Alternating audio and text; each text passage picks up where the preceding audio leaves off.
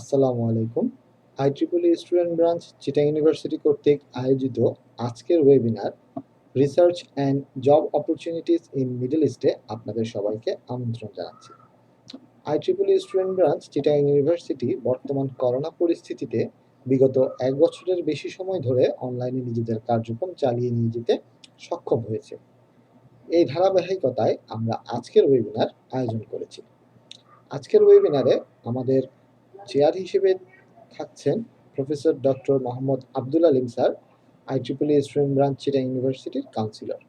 Sir বর্তমানে দেশের বাহিরে থাকায় ওয়েবিনারে জয়েন করতে পারছেন না। এছাড়াও আমাদের সাথে উপস্থিত আছেন আমাদের special guest professor doctor Hasan Khalid Rauf sir, adviser IEEE student branch Chittagong university.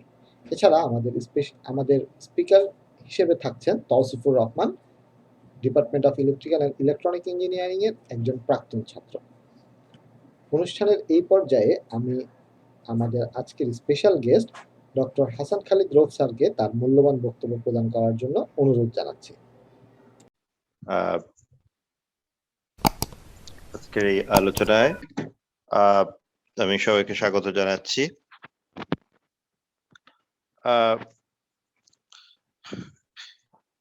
অনেকটা একই ধরনের টপিকে কিছুদিন আগেও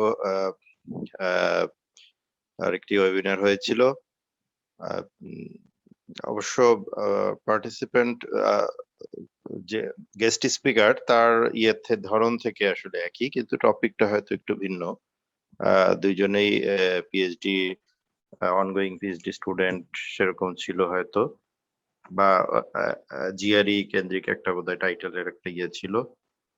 তো এই আজকের যে গেস্ট স্পিকার সম্ভবত আমি যতদূর জানি সে পিএইচডি শুরু করতে যাচ্ছে বা করছে সেরকমই, কিন্তু টাইটেলটা হচ্ছে মিডল ইস্টে জব বা ক্যারিয়ারের স্কোপ রিলেটেড ইস্যুস গুলো নিয়ে।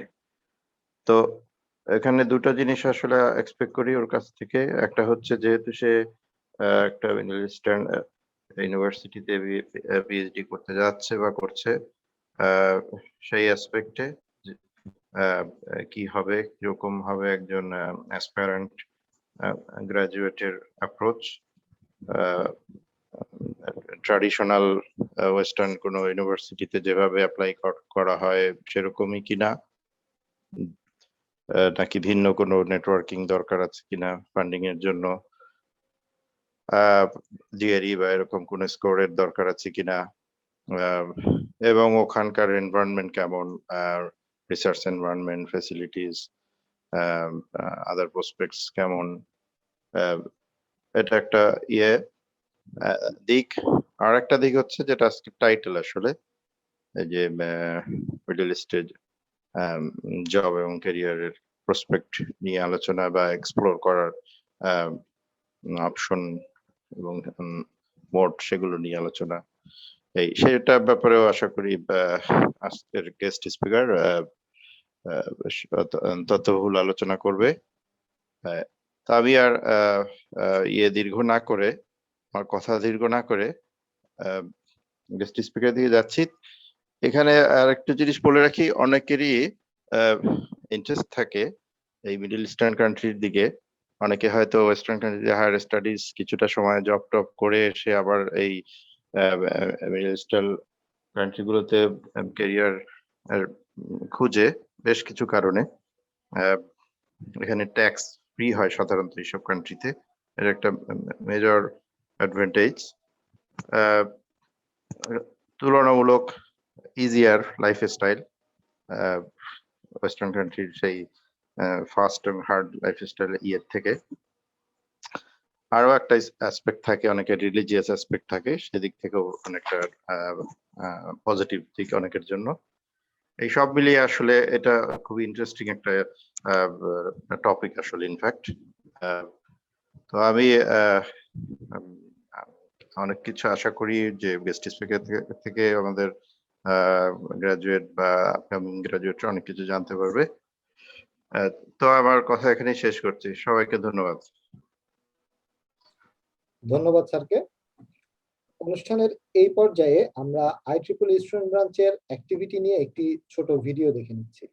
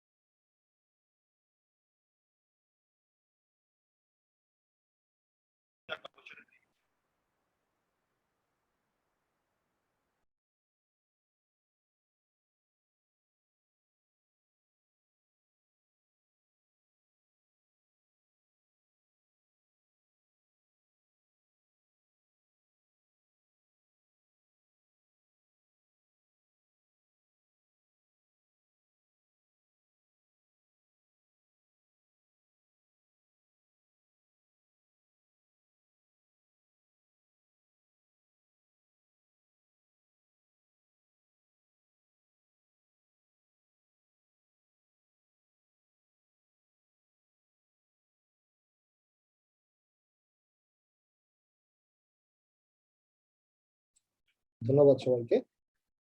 অনুষ্ঠানের এই পর্যায়ে আমি আমাদের আজকের মডারেটর কাজী তানভীর আহমেদ স্যারকে অনুষ্ঠানটি এগিয়ে নিয়ে যাওয়ার জন্য অনুরোধ জানাচ্ছি। ধন্যবাদ মহোদয়। আসসালামু আলাইকুম সবাইকে। আমি শুরুতেই IEEE স্টুডেন্ট ব্রাঞ্চকে ধন্যবাদ জানাচ্ছি আজকে এরকম একটি প্রোগ্রামে আমাকে ইনভাইট করার জন্য।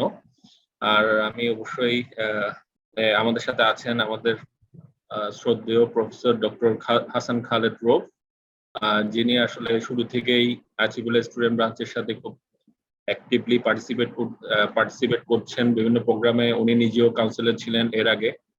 তো স্যারকে আমাদের সাথে পেয়ে আসলে আমরা উই আর রিয়েলি অনার্ড।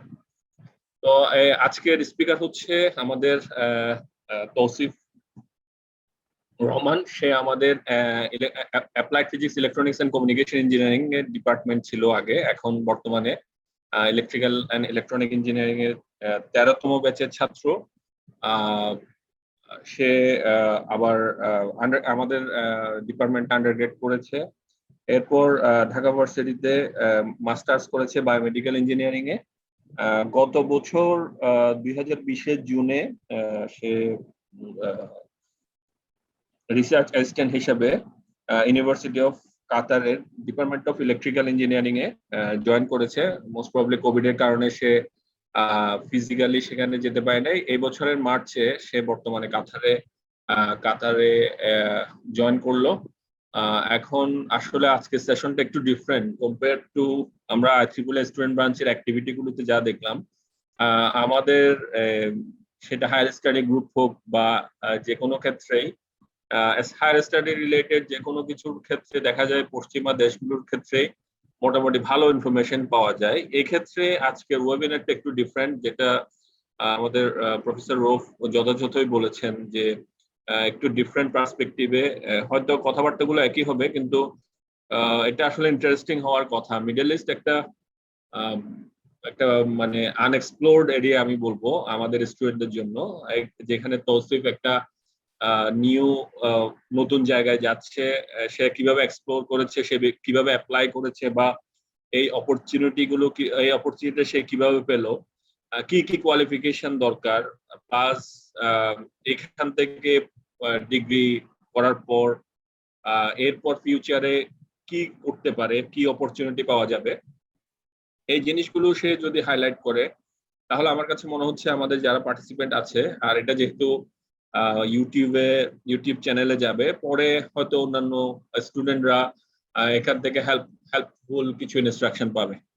তো আমি আর বেশি দেরি করব না, আমি এখন তৌসিফকে রিকোয়েস্ট করব তার টকটা শুরু করার জন্য। ধন্যবাদ।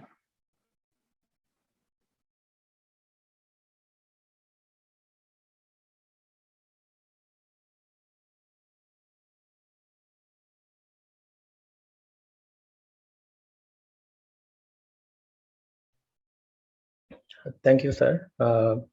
Assalamu alaikum all.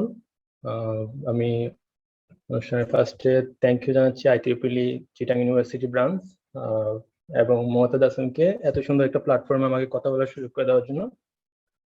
Thanks to professor Hasan Khalid sir এবং doctor Kazi Tanvir Ahmed sir. So firstly আমি আমার স্ক্রিনটা শেয়ার করি।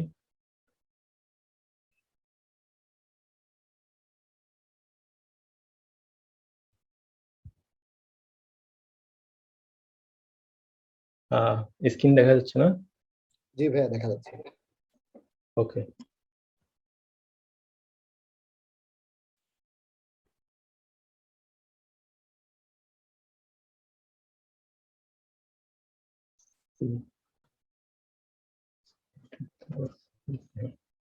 Thank you. আচ্ছা, আজকের টপিকটা হচ্ছে research and job opportunity in the middle east. আমি এনএম তাওসিফুর রহমান, আমি এজ এ রিসার্চ অ্যাসিস্ট্যান্ট হিসেবে ডিপার্টমেন্ট অফ ইলেকট্রিক্যাল ইঞ্জিনিয়ারিং এর কাতার ইউনিভার্সিটিতে আছি। তানভীর স্যার বললো যে আমি হচ্ছে এই ইয়ারের মার্চ থেকে হচ্ছে এখানে ফিজিক্যালি জয়েন করেছি, বাট বিফোর লাস্ট ইয়ারের জুন থেকে আমি হচ্ছে বাংলাদেশ থেকে কাজ করতেছিলাম এখানকার রিসার্চ টিমের সাথে। আমার মাস্টার্স ছিল বায়োমেডিক্যাল ইঞ্জিনিয়ারিং, ইউনিভার্সিটি অফ ঢাকায়। সো এবং হচ্ছে আমার আন্ডারগ্রেড আমাদের চিটাং ইউনিভার্সিটি ইলেকট্রিক্যাল ইঞ্জিনিয়ারিং থেকে। সো আজকে আমি হচ্ছে কিছু টপিকস নিয়ে কথা বলবো। First of all research area, আমি আমার কিছু রিসার্চ এক্সপেরিয়েন্স শেয়ার করবো আপনাদের সাথে। অ্যান্ড দেন আমি হচ্ছে কিছু রিসার্চ এক্সপিরিয়েন্স গুলো আপনারাও কিভাবে স্টার্ট করতে পারেন ওই জিনিসগুলো, হয়তো বাংলাদেশের থেকে অথবা বাংলাদেশে যারা আন্ডারগ্রেড করতেছেন অথবা মাস্টার্স করতেছেন ওরা কিভাবে স্টার্ট করতে পারেন। দেন হচ্ছে আমার কিছু অ্যাচিভমেন্টস আমি যেগুলো হচ্ছে অ্যাকোয়ার করেছি বাংলাদেশের লাস্ট ফিউ ইয়ার্সে, আমার আন্ডারগ্রেডের পর মাস্টার্স অথবা হচ্ছে এখানে আসার পর, এগুলো কিভাবে আপনারাও অ্যাচিভ করতে পারেন এটার সম্পর্কে আমি কিছু শেয়ার করব। দেন হচ্ছে এখানকার রিসার্চ জব মিনস এখানে রিসার্চ জবের কথা বলতেছি আমি, আর পিএইচডি আর পার্সপেক্টিভ কেমন এবং এখানে কি কি সুবিধা অসুবিধাগুলো আছে আমি হয়তো এগুলো একটু শেয়ার করব। দেন আফটার দ্যাট আমি আমার এই জার্নিতে আমি কি আমার কিছু রিয়েলাইজেশন আছে যেগুলো হয়তো আপনারা আর্লি স্টেজে স্টার্ট করলে বেটার, আমি ওইটা একটু শেয়ার করব। সো ফার্স্ট অফ অল আমার রিসার্চ এক্সপিরিয়েন্স নিয়ে একটু কথা বলি। আমি এখানে হচ্ছে কাতার ইউনিভার্সিটির গভর্নমেন্টের দুইটা প্রজেক্টের সাথে ইনভলভড। কাতার গভর্নমেন্ট আর কাতার ইউনিভার্সিটি একটা কোলাবোরেশন। সো ফার্স্ট যে প্রজেক্ট সেটা হচ্ছে diabetic polyneuropathy detection using artificial intelligence. এটা হচ্ছে মিডল ইস্টের ডায়াবেটিক পেশেন্টের সংখ্যা খুবই বেশি এবং হচ্ছে ডায়াবেটিক পেশেন্টের মধ্যে 60 to 70% পেশেন্ট হচ্ছে পলিনিউরোপ্যাথিতে আক্রান্ত। সো এদের হচ্ছে যদি ফার্স্ট স্টেজে যদি রিকভারি করা না যায় তাহলে অনেক সময় হচ্ছে পঙ্গুত্বের সম্ভাবনা বেশি থাকে, যার কারণে হচ্ছে মিডল ইস্ট গভর্নমেন্ট চাচ্ছে হচ্ছে এটা আর্লি স্টেজে যদি ডিটেক্ট করা যায় এবং এটা যদি অটোমেটিকলি আর্টিফিশিয়াল ইন্টেলিজেন্সের মাধ্যমে ডিটেক্ট করা যায় তাহলে এটা একটা বেটার অ্যাপ্রোচ হবে। অ্যান্ড সেকেন্ডলি আমি যে প্রজেক্টের সাথে ইনভলভ সেটা হচ্ছে early COVID-19 detection and mortality risk prediction using AI. COVID-19 শুরু হওয়ার পর থেকে এখানে গভর্নমেন্ট খুব ভালোভাবে কাজ করতেছে ফর ডিটেকশন অ্যান্ড হচ্ছে রিস্ক প্রেডিকশন নিয়ে। তো আমি বেসিক্যালি কোভিড-19 ডিটেকশন এবং মর্টালিটি রিস্ক প্রেডিকশনের আমাদের কিছু কাজের কথা শেয়ার করব, দেন হচ্ছে আমি অন্য আরেকটা টপিকসে যাব। সো ফার্স্ট অফ অল আমি এখানে কয়েকটা টপিকস নিয়ে কথা বলবো। আমরা হচ্ছে রিসেন্টলি একটা কাজ, লাস্ট ইয়ারে একটা কাজ করেছি যেটা হচ্ছে viral and COVID-19 pneumonia detection. এটার একটা জার্নাল পেপার আমরা পাবলিশ করি লাস্ট ইয়ারে, এবং এটা খুবই কোভিড-19 এর উপর যদি কয়েকটা ফার্স্ট রিলিজ পেপার বলা হয় সেখানের মধ্যে এই পেপারটা একটা। এবং এরপর পেপারটা হলো an early warning tool for predicting mortality risk of COVID-19 patient using machine learning। এটা হচ্ছে একটা আমরা প্রেডিক্টিং টুল প্রপোজ করি যেটা হচ্ছে কি মর্টালিটি রিস্ক প্রেডিকশন করে কোভিড-19 পেশেন্টদের ক্ষেত্রে।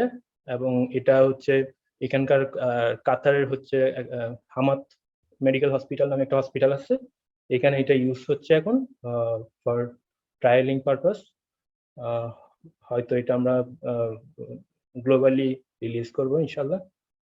এন্ড আরেকটা পার্ট হচ্ছে কিউ কফে স্কুপ, এটাও হচ্ছে একটা আর্টিফিশিয়াল ইন্টেলিজেন্স মোবাইল অ্যাপ্লিকেশন টুল যেটা কোভিড-19 ডিটেকশন করে ইউজিং পেশেন্টের কফ অ্যান্ড ব্রিথিং সাউন্ড নিয়ে।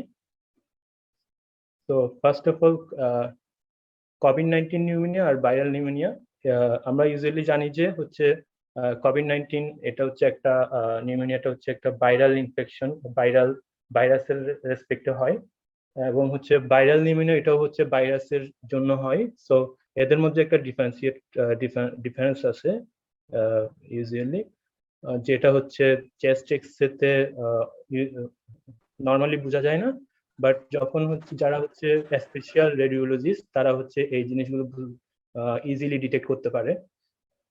বাট নর্মাল ডাক্তার বা নর্মাল যারা হচ্ছে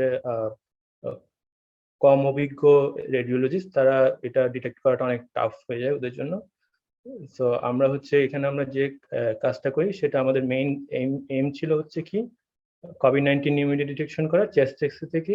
আমরা ইউজ করেছি কিছু ট্রেন ডিপ লার্নিং মডেল, এবং এগুলোকে আমরা মডিফাই করে ফাইন টিউন করে হচ্ছে আমরা ক্লাসিফাই করি যে কোন পেশেন্টটার নর্মাল চেস্ট এক্সরে এবং হচ্ছে কোনটা হচ্ছে কোভিড-19 নিউমোনিয়া এফেক্টেড চেস্ট এক্সরে, অথবা হচ্ছে কোনটা ভাইরাল নিউমোনিয়া চেস্ট এক্সরে। তো আমরা হচ্ছে যখন এই কাজটা স্টার্ট করি তখন আমরা হচ্ছে এর জন্য ডিপ লার্নিং বা মেশিন লার্নিং এর ক্ষেত্রে অনেক বেশি ডাটা প্রয়োজন হয় ফর ট্রেনিং দ্য মডেল। আমরা যে মডেলটা ট্রেন করি বা যে অ্যালগরিদমটা ডেভেলপ করি সেটার জন্য হচ্ছে অনেক বেশি ডাটার প্রয়োজন হয়। সো আমরা হচ্ছে কোভিড-19 এর ক্ষেত্রে চেস্ট এক্সরে খুঁজতেছিলাম, তখন ওয়ার্ল্ড ওয়াইড কোনো পাবলিক অ্যাক্সেসিবল কোনো ডাটা সেট ছিল না যখন আমরা কাজ স্টার্ট করি। এবং হচ্ছে আমরা হচ্ছে চিন্তা করি আমরা হচ্ছে দেন আমরা একটা ডাটা সেট মেড করার ট্রাই করি, ডিফারেন্ট হসপিটাল থেকে হচ্ছে আমরা ডাটা সেট কালেক্ট করি। দেন হচ্ছে আমরা একটা ওই সেই সময় হচ্ছে একটা first large public accessible data set publish করি কোভিড-19 এর, যেখানে হচ্ছে অনলি 423টা হচ্ছে চেস্ট এক্সরে ছিল কোভিড-19 এর।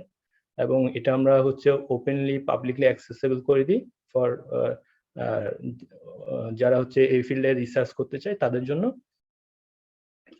এবং আমরা হচ্ছে এই পেপারটাতে বা এই রিসার্চ স্টাডিতে আমরা হচ্ছে দুইটা অ্যাপ্রোচে কাজ করি। একটা হচ্ছে নর্মাল পেশেন্ট আর কোভিড-19 পেশেন্টের যে লাংস তাদের মধ্যে কি ডিফারেন্স করা যায় ওইটা আমরা প্রেডিক্ট করার ট্রাই করি। আর একটা হচ্ছে কি নর্মাল, ভাইরাল এন্ড কোভিড-19 নিউমোনিয়া, তিনটা ডিফারেন্ট ক্লাসের সাবজেক্টের উপর আমরা হচ্ছে আমাদের মডেলটা ট্রাই করি।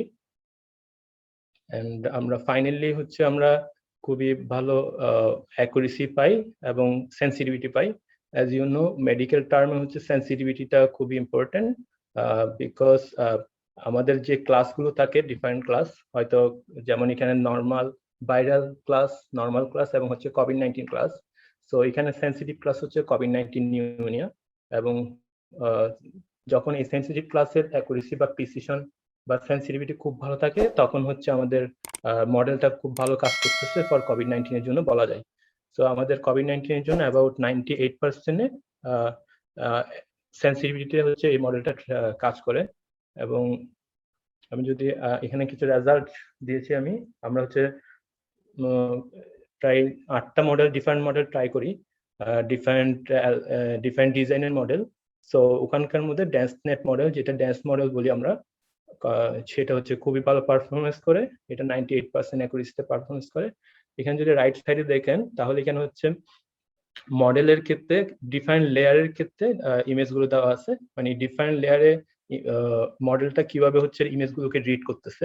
জেনারেলি যখন আমরা খালি চোখে দেখি চেস্ট এক্স এর ক্ষেত্রে বোঝা যায় না যে এটা কি নর্মাল আর অ্যাবনর্মালের মধ্যে ডিফারেন্সিয়েট করা যায় মাঝে মাঝে, বাট হচ্ছে অ্যাবনর্মালের মধ্যেও যে ভাইরাল নিউমোনিয়া নাকি কোভিড-19 এটা ডিফারেন্সিয়েট করা টাফ হয়ে যায়। সো মডেলে যদি আমরা দেখি, দেখা যায় হচ্ছে যখন আমরা ডিপ লেয়ারে যাই তখন হচ্ছে ওদের মধ্যে একটা ডিফারেন্সিয়েট তৈরি হয়। আমরা এটা যখন আরো ডিপ লেয়ারে যাই দেখা যায় হচ্ছে নর্মাল ইমেজের ক্ষেত্রে যে লাংস আছে, লাংসে কোনো সাদা কোনো কিছু নাই, বাট এখানে একটা স্পট আছে, হোয়াইট স্পট। এবং হচ্ছে ভাইরাল নিউমোনিয়ার ক্ষেত্রে দেখা যায় ওই হোয়াইট স্পটটা হচ্ছে প্লট আকারে নাই, বাট হচ্ছে অনেকটা এরিয়া জুড়ে আছে। তো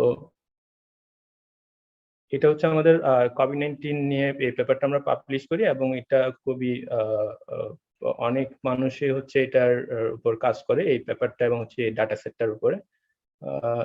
এরপর আমরা হচ্ছে আরেকটা কাজ করি যেটা হচ্ছে early warning tool for predicting mortality risk of COVID-19 patient.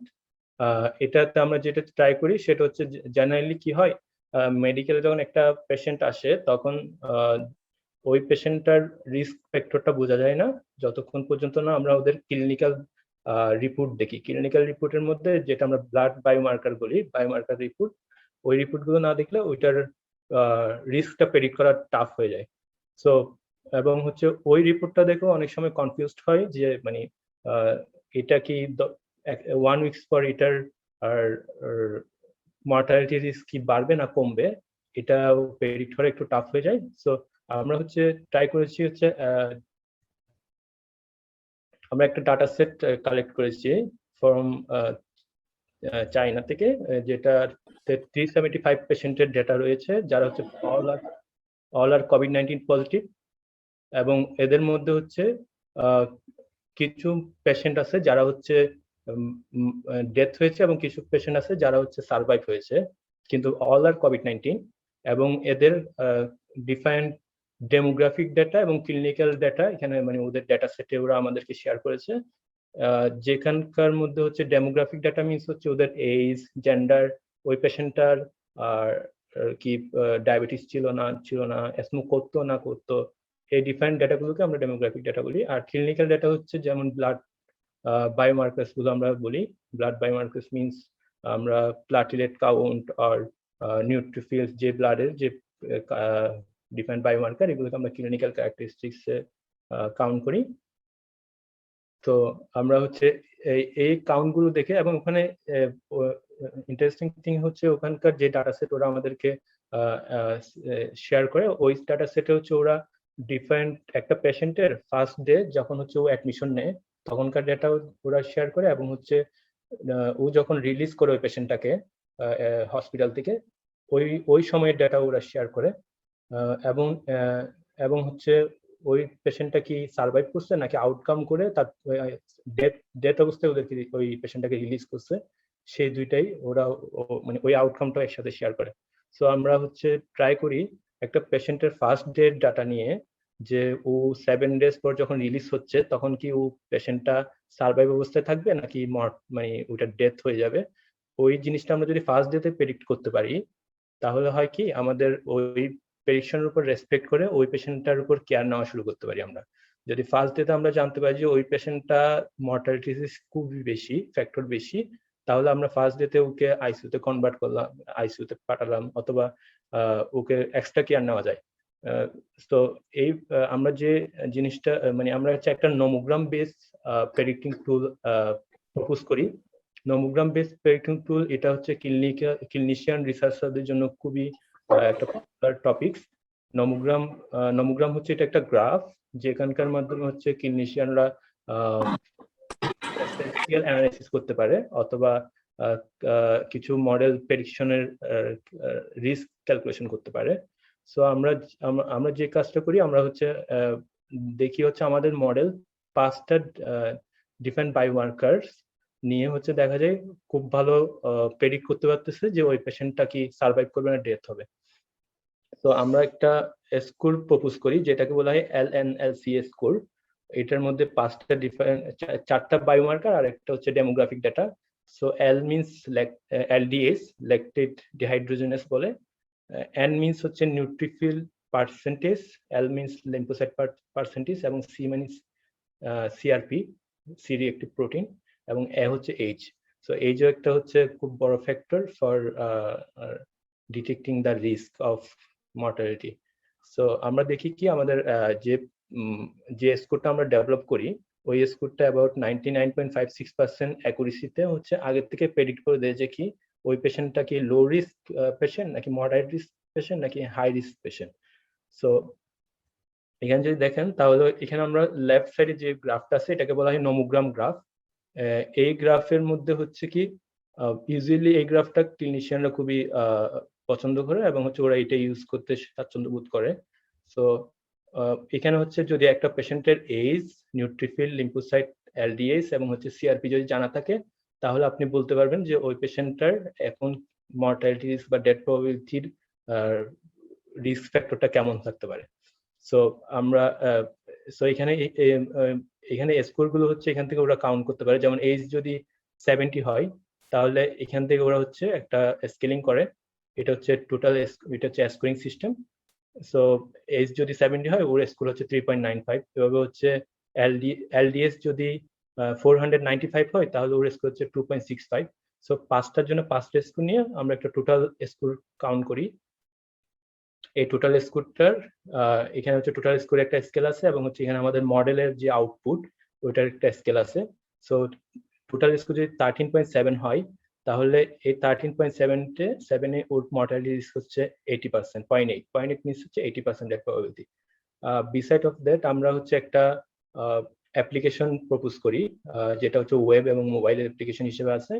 So ডাক্তাররা ইজিলি হচ্ছে ওয়েবে হচ্ছে এই 5টা প্যারামিটার পুট করে দেন হচ্ছে ওরা প্রেডিকশনটা করতে পারে। ফাইনালি আমি হচ্ছে আরেকটা আমাদের রিসেন্টলি ওয়ার্ক নিয়ে কথা বলবো যেটা হচ্ছে কিউব কফি স্কুপ। এটা হচ্ছে কি আমরা হচ্ছে এখানে একটা কাতার গভর্নমেন্টের হচ্ছে একটা কম্পিটিশন হয়েছিল, ওখানে আমরা পোস্ট করেছিলাম এই স্টাডিটা। সো এইখানে আমরা ট্রাই করেছি AI বেসড একটা অ্যাপ্লিকেশন প্রপোজ করার জন্য যেখানে COVID-19 ডায়াগনোসিস করবে using cough and breath sound. আমরা জানি অনেকেই জানে যে মানে আমরা কফ বায়োলজিক্যাল সাউন্ড গুলো হচ্ছে নর্মাল পেশেন্ট আর অ্যাবনর্মাল পেশেন্টের ক্ষেত্রে ডিফারেন্ট হয়ে যায়। বায়োলজিক্যাল সাউন্ড মিনস আমি যদি বলি তাহলে কফ সাউন্ড বা ব্রেথ সাউন্ড বা হচ্ছে রেসপিরেটরি সাউন্ড, লাং সাউন্ড যেটা বলি আমরা, ওই সাউন্ড গুলো যদি আমরা নর্মাল পেশেন্টের দেখি এবং হচ্ছে অ্যাবনর্মাল পেশেন্টের দেখি তাহলে দেখা যায় ওখানের মধ্যে একটা ডিফারেন্স আছে।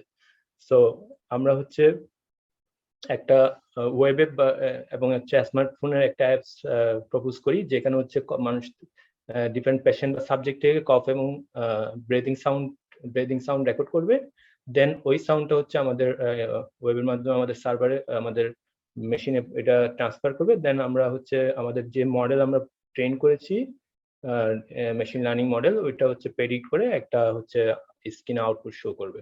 সো এটা ছিল আমাদের প্রপোজ এবং এটা নিয়ে আমরা হচ্ছে একটা পেপার অলরেডি অ্যাকসেপ্টেড হয়েছে। সো এটার মেইন যে মেথডটা সেটা হচ্ছে কি আমরা একটা তিন রকমের পেশেন্ট নিয়ে কাজ করেছি, healthy patient, symptomatic patient, asymptomatic patient. এখানে অ্যাসিমটোমেটিক আর সিমটোমেটিক বোথ আর হচ্ছে COVID-19 পজিটিভ পেশেন্ট। অ্যাসিমটোমেটিক হচ্ছে কি যে পেশেন্ট গুলোর কোভিড হয়েছে বাট হচ্ছে ওদের সিমটম নাই, COVID-19 এর যে জেনারেল সিমটম গুলো আছে ওই সিমটম গুলো নাই, তাহলে আমরা ওটাকে ওই পেশেন্টের যে কফ সেটাকে আমরা অ্যাসিমটোমেটিক কফ সাউন্ড বলি। এবং যেটা যাদের হচ্ছে সিমটম গুলো সব সিমটমই আছে কোভিড-19 তাদেরকে আমরা সিমটোমেটিক, এবং হচ্ছে যারা হেলদি তারা হেলদি আমরা হচ্ছে ক্লাসে ডিভাইড করি। এবং আমরা ফার্স্টে করি হচ্ছে এই যে অডিও সিগন্যাল বা যে কফ সাউন্ড বা ব্রেথ সাউন্ড, এই সাউন্ড গুলোকে আমরা হচ্ছে স্পেকট্রোগ্রামে হচ্ছে কনভার্ট করি। এটা আমরা অডিও সিগন্যালকে যদি স্পেকট্রোগ্রামে কনভার্ট করি তাহলে এখানে ইজিলি হচ্ছে যদি কোনো অডিও সিগন্যাল মধ্যে কোনো যদি ডিফারেন্স তৈরি হয় তাহলে স্পেকট্রোগ্রামে এটা ইজিলি বোঝা যায়, এবং হচ্ছে ডিপ লার্নিং এর ক্ষেত্রে আমরা অনেকটা ইজিলি ইউজ করতে পারি এটাকে। আমরা হচ্ছে যেটা ট্রাই করেছিলাম, আমরা এই অ্যাসিম্পটোমেটিক এবং সিমটোমেটিক এবং হেলদি নিয়ে আমরা হচ্ছে 4টা ক্লাসিফায়ার তৈরি করেছি, 4 রকমের ক্লাসিফিকেশন, যেখানে আমরা asymptomatic, healthy, asymptomatic versus healthy, symptomatic versus healthy, এগুলো থেকে কোভিড-19 এবং হেলদি পেশেন্ট ডিটেক্ট করার ট্রাই করি। সো এটা যেটা দেখা যায়, আমরা হচ্ছে ওখানের জন্য একটা শর্ট অ্যানালাইসিস করি আমাদের কম্পিটিশনটার জন্য, যেখানে আমরা দেখাই যে আমাদের এটা আমরা CNN ইউজ করি কোভিড-19 ডায়াগনোসিসের জন্য, এবং হচ্ছে এটা 95% প্লাস অ্যাকুরেসি দেয় for detecting Covid or healthy patient. এবং এটা হচ্ছে ফোন এবং ওয়েবসাইট ইজিলি অ্যাক্সেসিবল, এবং এটা সেলফ মনিটরিং এর জন্য খুবই প্রয়োজনীয়। এখানে যে উইকনেস গুলো আছে সেটা হচ্ছে ফার্স্ট অফ অল, এটা যেহেতু একটা ডায়াগনোসিস টুল, এটা একটা সলিউশন না, সলিউশনের জন্য হচ্ছে ডক্টর অথবা ক্লিনিশিয়ানদের কেয়ার নেওয়া উচিত। এবং এখানে আরেকটা উইকনেস ধরতে পারি, হচ্ছে মাইক্রোফোন অ্যাক্সেস আর ফোন অ্যাক্সেস করতে হয়। আর এখানকার অপরচুনিটি যেগুলো ছিল, সেখানে ফার্স্ট অপরচুনিটি ছিল হেলথ সেক্টরে অ্যাসিস্টেন্ট করা, বাট মানে ওখানে হেলথ সেক্টরের প্রেশারাইজ কমানো, এবং এটা নন ফিজিয়ার টেস্ট ফর ডায়াগনোসিং, এটা আর্টিফিশিয়াল টেস্টের একটা অল্টারনেট হতে পারে। এবং এটা হচ্ছে no need to visit health facilities unnecessarily, আমরা হচ্ছে অনেকেই আননেসেসারিলি হেলথ ফেসিলিটির জন্য যাই, যার কারণে এটা একটা ওই জায়গাটা পূরণ করতে পারে। এখানে কিছু থ্রেটস আছে, বাট যেমন হচ্ছে মিসডায়াগনোসিং, যেহেতু এটা 95% প্লাস অ্যাকুরেসি দিচ্ছে, আমরা হচ্ছে ট্রাই করতেছি এটার আরো ইমপ্রুভ করার জন্য with using different modification in algorithm. তারপর হচ্ছে কি আমরা এটার একটা প্রাইভেসি কনসার্ন হতে পারে, কারণ হচ্ছে মাইক্রোফোন অ্যাক্সেস করতেছে ফোনের। আর এটার একটা থ্রেট হতে পারে potential bias seen in all AI based technology. আমরা জানি যে এআই বেসড টেকনোলজিতে একটা প্রবলেম আছে, যে প্রবলেমটা হচ্ছে কি, মানে এটা যে সোর্স, মানে কোন সোর্স থেকে আমি ডাটাগুলো নিয়ে ট্রেন করতেছি ওইটার উপর অনেকটা নির্ভর করে। যেমন আমি যদি কাতারি ডাটা নিয়ে হচ্ছে আমার মডেলটাকে ট্রেন করি, এটা কাতারি ডাটার উপরে বেশি কাজ করবে রাদার দেন দা বাংলাদেশি ডাটার উপর। সো আমরা ট্রাই করতেছি হচ্ছে অনেকগুলো সোর্স থেকে ডাটা নিয়ে তারপর ট্রাই করার জন্য, যেমন বাংলাদেশ, কাতার, এরকম যদি অন্যান্য দেশ থেকে একসাথে নিয়ে ট্রেন করা যায় আমাদের মডেলটা, তাহলে হচ্ছে ডিফারেন্ট কান্ট্রিজ ডাটার উপর এটা ভালো কাজ করতে পারে। ওকে, তো আমি হচ্ছে আমার নেক্সট টপিকসে যাওয়ার আগে আমি আমার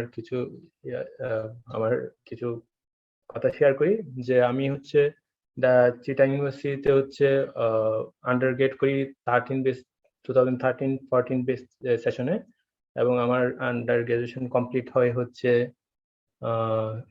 2018 হচ্ছে এপ্রিলে হচ্ছে আমাদের রেজাল্ট পাবলিশ হয়। এবং যখন আমি 8th সেমিস্টারে ছিলাম, তখন আমি হচ্ছে খুবই কনফিউজ ছিলাম আমার নেক্সট কি করব এটা নিয়ে। কারণ হচ্ছে কি, আমি অত বেশি অ্যাটেন্টিভ স্টুডেন্ট ছিলাম না, মোটামুটি মাঝারি ধরনের একটা স্টুডেন্ট ছিলাম। আমি ট্রাই করতাম হচ্ছে এক্সামে হচ্ছে মোটামুটি মানে একটা ভালো রেজাল্ট মেনটেন করার জন্য।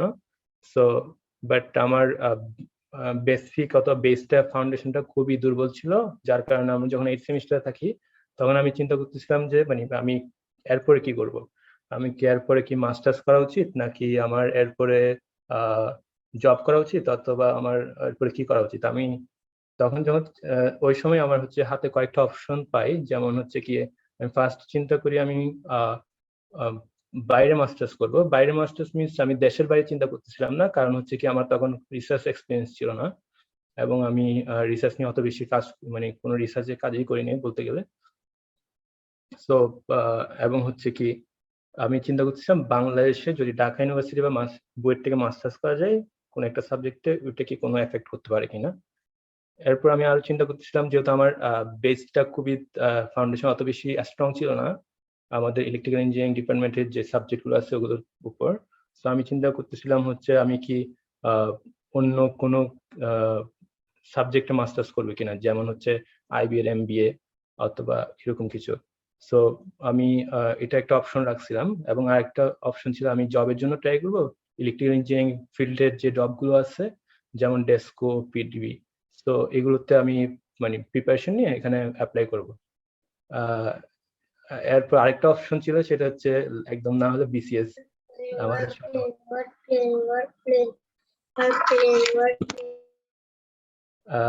আচ্ছা, তো আমার এই অপশন গুলোর মধ্যে আমি হচ্ছে দেখি হচ্ছে আমার জন্য ইজি অপশন হচ্ছে আইবি এর জন্য প্রিপারেশন নেওয়া, কারণ আমার ম্যাথমেটিক্যাল ইয়াটা খুবই আলহামদুলিল্লাহ ভালো ছিল।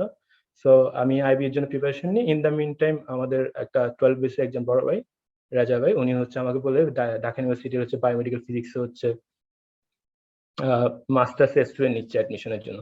সো ওখানে পরীক্ষা দিবে কিনা, আমি বললাম হ্যাঁ দিতে পারি। সো আলহামদুলিল্লাহ ওখানে আমি অ্যাডমিশন নিই এক্সাম দিয়ে। দেন ওখানে হচ্ছে আমি মাস্টার যখন শুরু করি তখন আমি চিন্তা করি যে আমি এখানে যেহেতু মাস্টার্স করতেছি, আমি মাস্টার্সে খুব কিছু একটা ভালো কাজ করলে আমি হয়তো আমার ক্যারিয়ারে হয়তো ওইটা দিয়ে কিছু একটা করতে পারবো, অথবা আমি রিসার্চ ফিল্ডে থাকতে চাইলে রিসার্চ করে রিসার্চ ফিল্ডে যেতে পারবো। সো আমি ওখানে খুবই ভালোভাবে কাজ শুরু করি ঢাকা ইউনিভার্সিটিতে বায়োমেডিক্যাল ইঞ্জিনিয়ারিং ডিপার্টমেন্টে। এবং হচ্ছে কি আমি ওখানে আমার মাস্টার্সে থাকা অবস্থায় আমি হচ্ছে কিছু পেপারের কাজ করি, থিসিস এর কাজ করি। এবং ওই সময় হচ্ছে আমার যে আমি হচ্ছে যার আন্ডারে আমার মাস্টার্সে থিসিস করতেছিলাম, আমার সুপারভাইজার উনি ছিল department head doctor Abdul Kadir sir. তো ওনার একটা কোলাবোরেশন ছিল কাতার ইউনিভার্সিটির সাথে। সো কাতার ইউনিভার্সিটির কোলাবোরেশনের সাথে তখন আমার কাজ করার সুযোগ হয়, যেহেতু আমি ওনার আন্ডারে কাজ করতেছিলাম আর আমি হচ্ছে খুবই সিরিয়াসলি কাজ করতেছিলাম ওনার সাথে। দেন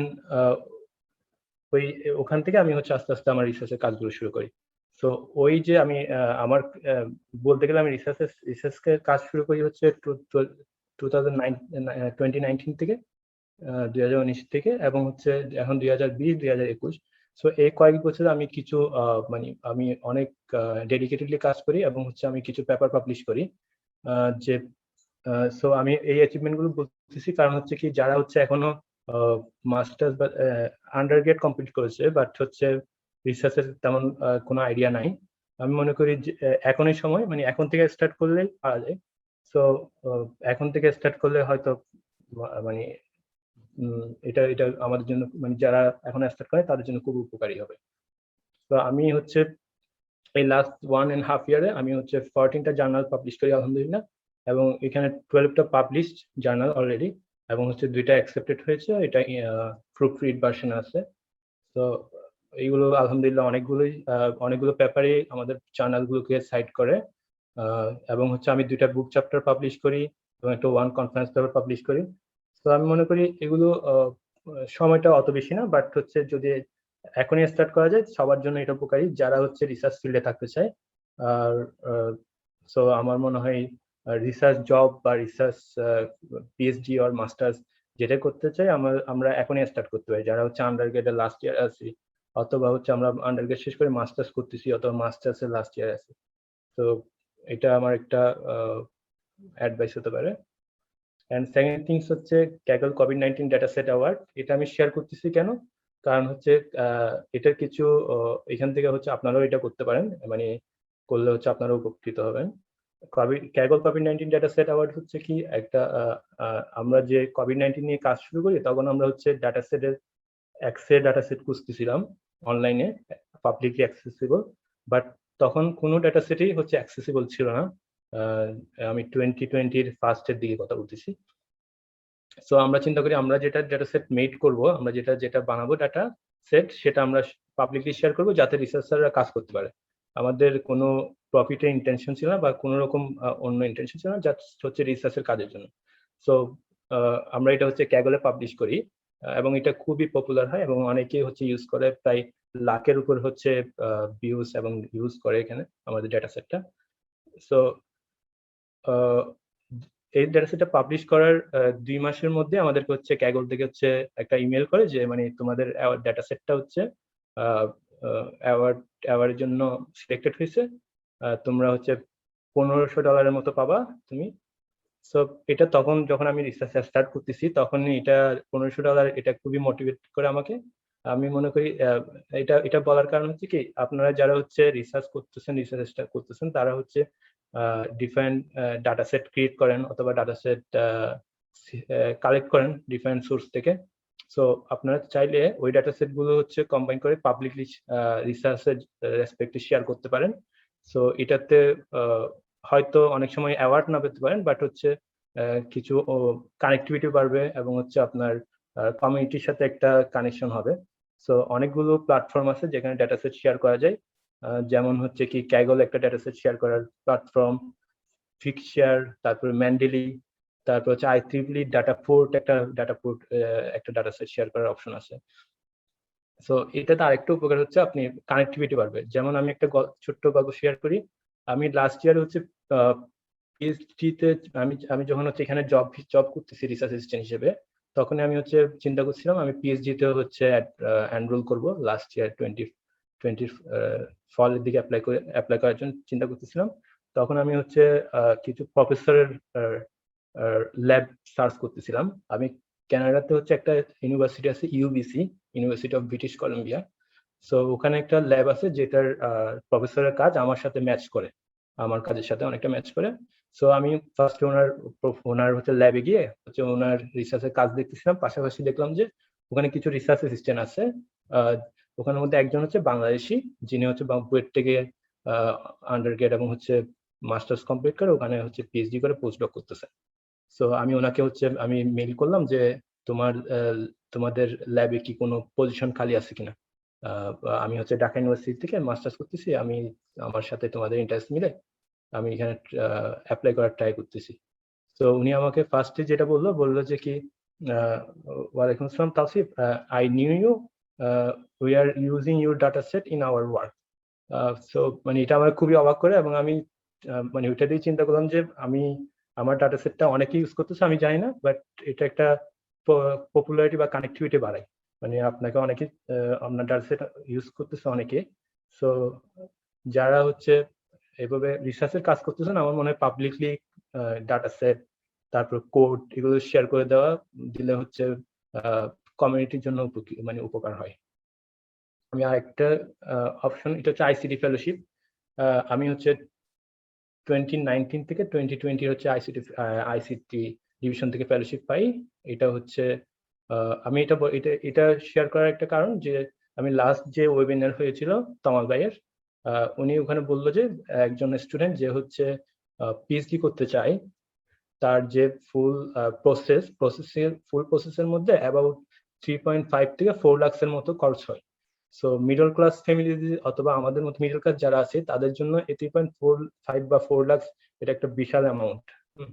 সো আমি যেটা মনে করি, আমরা হচ্ছে যারা আন্ডারগ্রেড আছে, আমি আন্ডারগ্রেডের ফেলোশিপ গুলো সম্পর্কে অত বেশি জানা নেই, বাট মাস্টার্স এর ক্ষেত্রে আইসিটি ফেলোশিপটা খুবই ক্রুশিয়াল এবং এটা পাওয়াটাও অনেকটা ইজি, এবং আইসিটি ফেলোশিপের অ্যামাউন্টটা খুবই বেশি। এটা 1.5 ইয়ার্সে ওরা অ্যাবাউট 5 লাখের মতো ফেলোশিপ দেয়।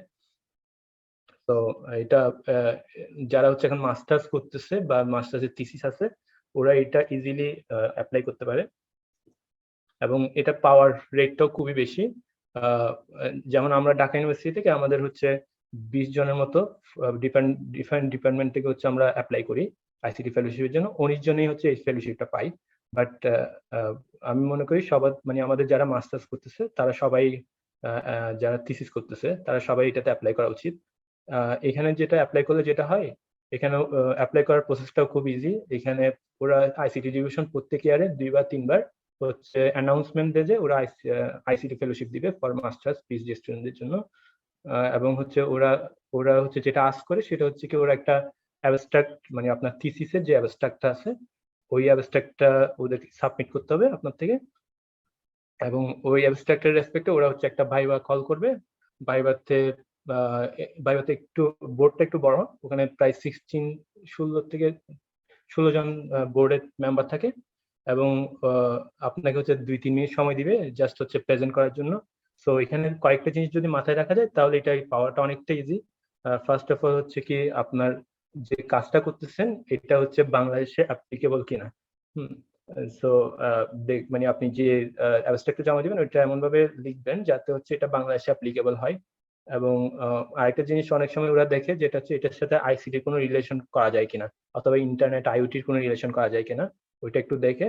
আর হচ্ছে আপনি কিভাবে প্রেজেন্ট করতেছেন, ওরা হচ্ছে 3 মিনিট সময় দিয়ে 3 মিনিটে আপনাকে জাজ করবে। সো 3 মিনিটের মধ্যে আপনার আপনি কনফিডেন্স নিয়ে যদি বলতে পারেন তাহলে এটা পাওয়াটা অনেকটা ইজি, এবং এটার অ্যামাউন্টটা অনেক ভালো।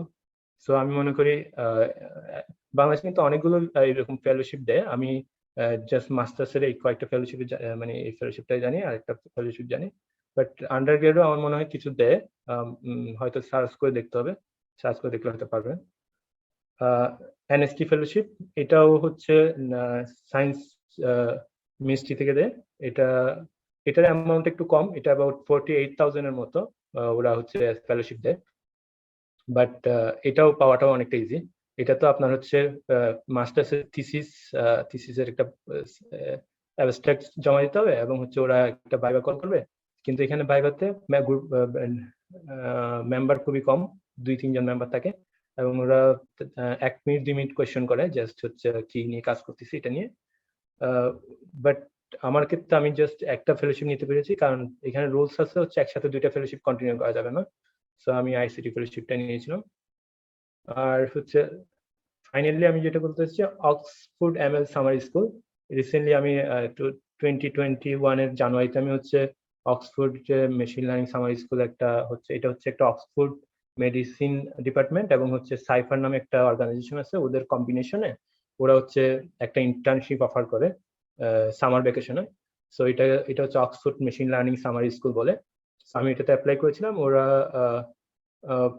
ওরা এখান থেকে হোল ওয়ার্ল্ড থেকে ওরা 350 স্টুডেন্ট ওরা হচ্ছে নেয় প্রত্যেক বছর।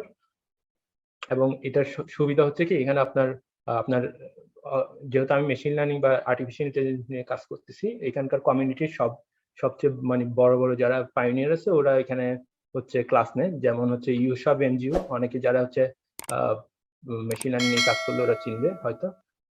তারপর হচ্ছে অ্যান্ড্রোএমজি, তো ওরা হচ্ছে এখানে ক্লাস নেয়। এবং হচ্ছে এখানে যেটা হয় 350 যে স্টুডেন্ট নিচ্ছে, ওখানে অনেক ভালো ভালো ইউনিভার্সিটির পিএইচডি অথবা পিএইচডি করতেছে অথবা পিএইচডি শেষ পোস্টডক করতেছে এরকম রিসার্চাররা এখানে হচ্ছে কানেক্ট হয়, যার কারণে হচ্ছে একটা ভালো কমিউনিকেশন হয় বিভিন্ন ডিপার্টমেন্টের আর স্টুডেন্টদের সাথে।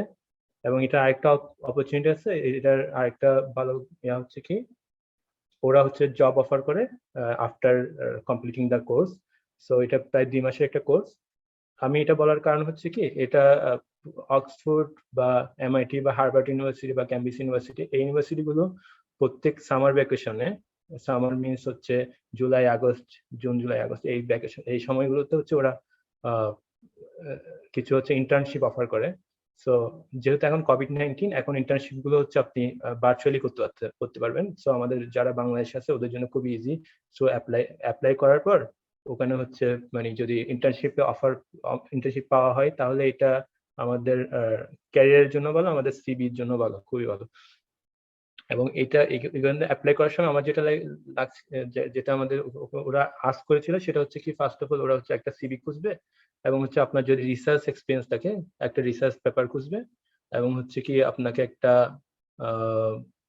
স্টেটমেন্ট অফ পারপাস দিতে হয়, মানে এসওপির মতো একটা পেপার খুঁজে ওরা। সো জাস্ট আমি মনে করি যারা হচ্ছে মাস্টার্স আছে অথবা আন্ডারগ্রেড কমপ্লিট করতেছে ওদের এরকম অপরচুনিটি গুলো খোঁজা উচিত। এগুলো হচ্ছে ক্যারিয়ারের জন্য খুবই ইম্পর্টেন্ট। আর আমি এখন নেক্সট যেটা বলবো, আচ্ছা, job in the middle east as a researcher. আমি এখানে রিসার্চ জবগুলোর কথা বলবো বেশিরভাগ, কারণ এখানকার ডিফারেন্ট অনেকগুলো জবই আছে, বাট আমি যেটা মনে করি রিসার্চ জবের জন্য এটা মিডল ইস্টে অনেক ফেসিলিটি ওরা দেয়, ওরা প্রোভাইড করে। যেমন রোফ স্যার বললো ওদের এখন এখানে ডিফারেন্ট ফেসিলিটি ওরা দিচ্ছে এখন। এবং এখানে আরেকটা সবচেয়ে ভালো সুবিধা হচ্ছে এটা ট্যাক্স ফ্রি। সো যেমন রিসার্চাররা হচ্ছে এখানে জব হোল্ডার হিসেবে আসে, ওরা স্টুডেন্ট হিসেবে আসে না। সো যারা জব করে তারা অন্য কান্ট্রিতে, যেমন আপনি যদি ইউরোপ বা অন্য কান্ট্রিতে দেখেন তাহলে ওদের থেকে ট্যাক্স দিতে হয় যারা জব হোল্ডার। বাট যারা এখানে জব হোল্ডার বা এখানে তো ট্যাক্স ফ্রি, যার কারণে আপনার যে স্যালারিটা পাবেন ফুল স্যালারিটা আপনার থাকতেছে, কোনো ট্যাক্স দিতে হয় না। সো আচ্ছা, এখানে জব পাওয়ার জন্য আমার যেটা মনে হয় যেটা করতে হয়, একটা আপনি সিভি বানাতে পারেন ভালো, যেখানে আপনার সফটওয়্যার এবং হার্ডওয়্যার স্কিল গুলো আপনি শো করতে পারেন। বিকজ এটা তো জব, ওরা হচ্ছে যখন একটা স্টুডেন্ট হায়ার করে বা একটা এমপ্লয়ি হায়ার করে, তখন ওরা ফার্স্টে দেখে ওদের যে রিকোয়ারমেন্ট, ওদের জবের যে রিকোয়ারমেন্ট, ওই রিকোয়ারমেন্টের স্কিল গুলো আছে কিনা। সো ফার্স্ট অফ অল আপনি আপনার সফটওয়্যার এবং হার্ডওয়্যার স্কিল যেগুলো আছে সেগুলো একটু হাইলাইট করে যদি আপনি ওই জবে অ্যাপ্লাই করেন, তাহলে জব পাওয়াটা অনেকটা ইজি হয় এখানে মিডল ইস্টে, অথবা আমি স্পেশালি যদি কাতারের কথা বলি, কাতারে। সো এটা হচ্ছে একটা অপশন। সেকেন্ড অপশন হচ্ছে কি, আপনি একটা জিনিস করতে পারেন, লিঙ্কডইনে প্রোফাইল করতে পারেন, এবং হচ্ছে লিঙ্কডইনে আপনি মিডল ইস্ট অথবা আপনার ইন্টারেস্টেড যে ফিল্ড, ওই ফিল্ডের কমিউনিটির সাথে কানেক্ট হন। বিকজ এখানকার যে জবগুলো হয় বেশিরভাগ জবই হচ্ছে আপনার অনলাইনে ওরা অ্যানাউন্স করে, এবং লিঙ্কডইনে হচ্ছে কোম্পানিগুলো হচ্ছে ওদের অ্যাডভার্টাইজ দেয়। সো ওখান থেকে অ্যাপ্লাই করলে ওখানে ওরা অনেক সময় মানে ইজিলি হচ্ছে ওদেরকে কানেক্ট করা যায় আর কি। সো এটা একটা ভালো অপশন। আর হচ্ছে কি, আপনি যদি রিসার্চার হিসেবে জয়েন করতে চান, আমরা যেরকম হচ্ছে কি ডিফারেন্ট কান্ট্রিতে হচ্ছে যেভাবে আমরা অ্যাপ্রোচ করি, এখানেও সেম ভাবে অ্যাপ্রোচ করতে পারেন। বাট এখানে যদি আপনার স্কিল থাকে অত বেশি হার্ড না এখানে জয়েন করা। সো আমি মনে করি সো আপনাকে ফার্স্টে যেটা করতে হবে, আপনি যদি কাতারে যদি জয়েন করতে চান, তাহলে কাতার ইউনিভার্সিটি ইন কাতার দিয়ে যদি সার্চ করেন, দেখবেন কাতারের ইউনিভার্সিটি লিস্ট আসবে। সো এখানে কাতারের ইউনিভার্সিটি খুব প্রমিনেন্ট ইউনিভার্সিটি আছে 4-5টা, যেমন কাতার ইউনিভার্সিটি, হামাদ বিন খলিফা ইউনিভার্সিটি, টেক্সাস A&M এর একটা ব্রাঞ্চ এখানে আছে। সো এবং হচ্ছে এই কয়েকটা ইউনিভার্সিটিতে যদি আপনি যান, ইউনিভার্সিটির ওয়েবসাইটে যান, তাহলে হচ্ছে ওদের যে ফ্যাকাল্টি আছে, department electrical engineering department or any other department, ওখানকার ফ্যাকাল্টিদের থেকে যারা হচ্ছে অ্যাসিস্ট্যান্ট প্রফেসর বা অ্যাসোসিয়েট প্রফেসর, এদেরকে যদি নক করেন আপনার ইন্টারেস্টেড ফিল্ডের যারা আছে তাদেরকে, তাহলে হচ্ছে এটা একটু ইজি রাদার দেন দা প্রফেসরদেরকে নক করার চেয়ে। কারণ প্রফেসররা এখানকার ওরা খুবই হাইলি কোয়ালিফাইড না হলে ওরা হচ্ছে হায়ার করে না। বাট অ্যাসিস্ট্যান্ট প্রফেসর বা অ্যাসোসিয়েট প্রফেসর ওরা হচ্ছে কি ওদের কাছে রিসেন্ট গ্রান্ট গুলো থাকে, এবং হচ্ছে ওরা ইজিলি হায়ার করে। সো আপনি হচ্ছে ইউনিভার্সিটির আপনার ইন্টারেস্টেড ফিল্ড, ধরেন কেউ যদি কম্পিউটার সায়েন্সের ডিফারেন্ট পার্ট নিয়ে কাজ করে, তাহলে ওই ফিল্ডের প্রফেসরকে নক করলো। সো প্রফেসরটা যদি এবং আরেকটা জিনিস দেখতে পারেন, প্রফেসরটা হচ্ছে কি গুগল স্কলারে গিয়ে ওই প্রফেসরটার কি পেপার পাবলিশ হচ্ছে রিসেন্টলি, ওই পেপারের রেসপেক্টে যদি আপনার সাথে মিলে, তাহলে আপনি ওদেরকে ইমেল করেন। এবং এখানকার প্রফেসররা ইমেল করা মানে হচ্ছে ওরা যদি ব্যাক করে, কাতারের অথবা হচ্ছে মিডল ইস্টের প্রফেসররা ব্যাক করা মানে হচ্ছে ওরা হচ্ছে আপনার থেকে একটা ইন্টারভিউ নেবে। যারা এখানকার যে প্রফেসর, ওদের আমি কয়েকজন প্রফেসরের সাথে কথা বলেছি, ওরা হচ্ছে রিপ্লাই করে না তেমন বেশি, যাদেরকে রিপ্লাই করে তাদের থেকে ওরা ইন্টারভিউ নেয়, এবং হচ্ছে ওরা রিপ্লাই করে যে ওদেরকে হায়ার করবে এই চিন্তা করে। তো আপনি যদি কোনো রিপ্লাই ইমেল ব্যাক পান, তাহলে হচ্ছে এর মধ্যে হচ্ছে আপনি ইন্টারভিউর জন্য প্রিপারেশন নেবেন। বিকজ ইন্টারভিউতে অত বেশি ওরা হার্ড করে কোয়েশ্চেন করে না, ওরা জাস্ট আপনার থেকে বেসিক কেমন, আপনার স্কিল, যে ডিফারেন্ট স্কিল নিয়ে কাজ করতে হবে আপনার, ওগুলোর বেসিক গুলো জিজ্ঞেস করবে। এবং হচ্ছে অনেক সময় ওরা হচ্ছে অনেক সময় একটা রিটেন এক্সাম নেয়, ইনস্ট্যান্ট রিটেন এক্সাম। ধরেন আপনাকে কোনো একটা প্রবলেম দিল স্কিনে প্রবলেমটার সলিউশনটা বলতে হতে পারে। আর কিছু প্রফেসর আছে যারা হচ্ছে কি আপনাকে রিটেন এক্সাম কিছু অ্যাসাইনমেন্ট দিবে, বলবে কি 1 উইকস অর 2 উইকস এর মধ্যে ওই অ্যাসাইনমেন্টটা ওনাকে ব্যাক করতে, অ্যাসাইনমেন্টের যে আনসার সেটা ব্যাক করার জন্য। তো এটার জন্য প্রিপেয়ার করা নিজেকে, এটা একটা অপশন। এন্ড ফাইনালি আমি এখানে আমার যারা কলিগ আছে ডিফারেন্ট কান্ট্রি, তো ওদের থেকে আমি ওদের গল্প শুনি যে ওরা কিভাবে অ্যাপ্লাই করেছে এবং হচ্ছে ওরা কি করে। সো ওখানে আমার কিছু কলিগ ফ্রেন্ড আছে, তো ওরা বলে কি ওরা 10টা-15টা ইমেল করলে একটা ইমেল রিপ্লাই পাই। সো আমার মনে হয় ওর একটা উপদেশ হচ্ছে সবসময় অ্যাপ্লাই করতে থাকো। হয়তো তুমি কোনটাতে হয়তো তোমার জব হতে পারে সেটা তুমি জানো না, সেজন্য অ্যাপ্লাই করতে থাকো এবং পজিটিভ থাকো সবসময়।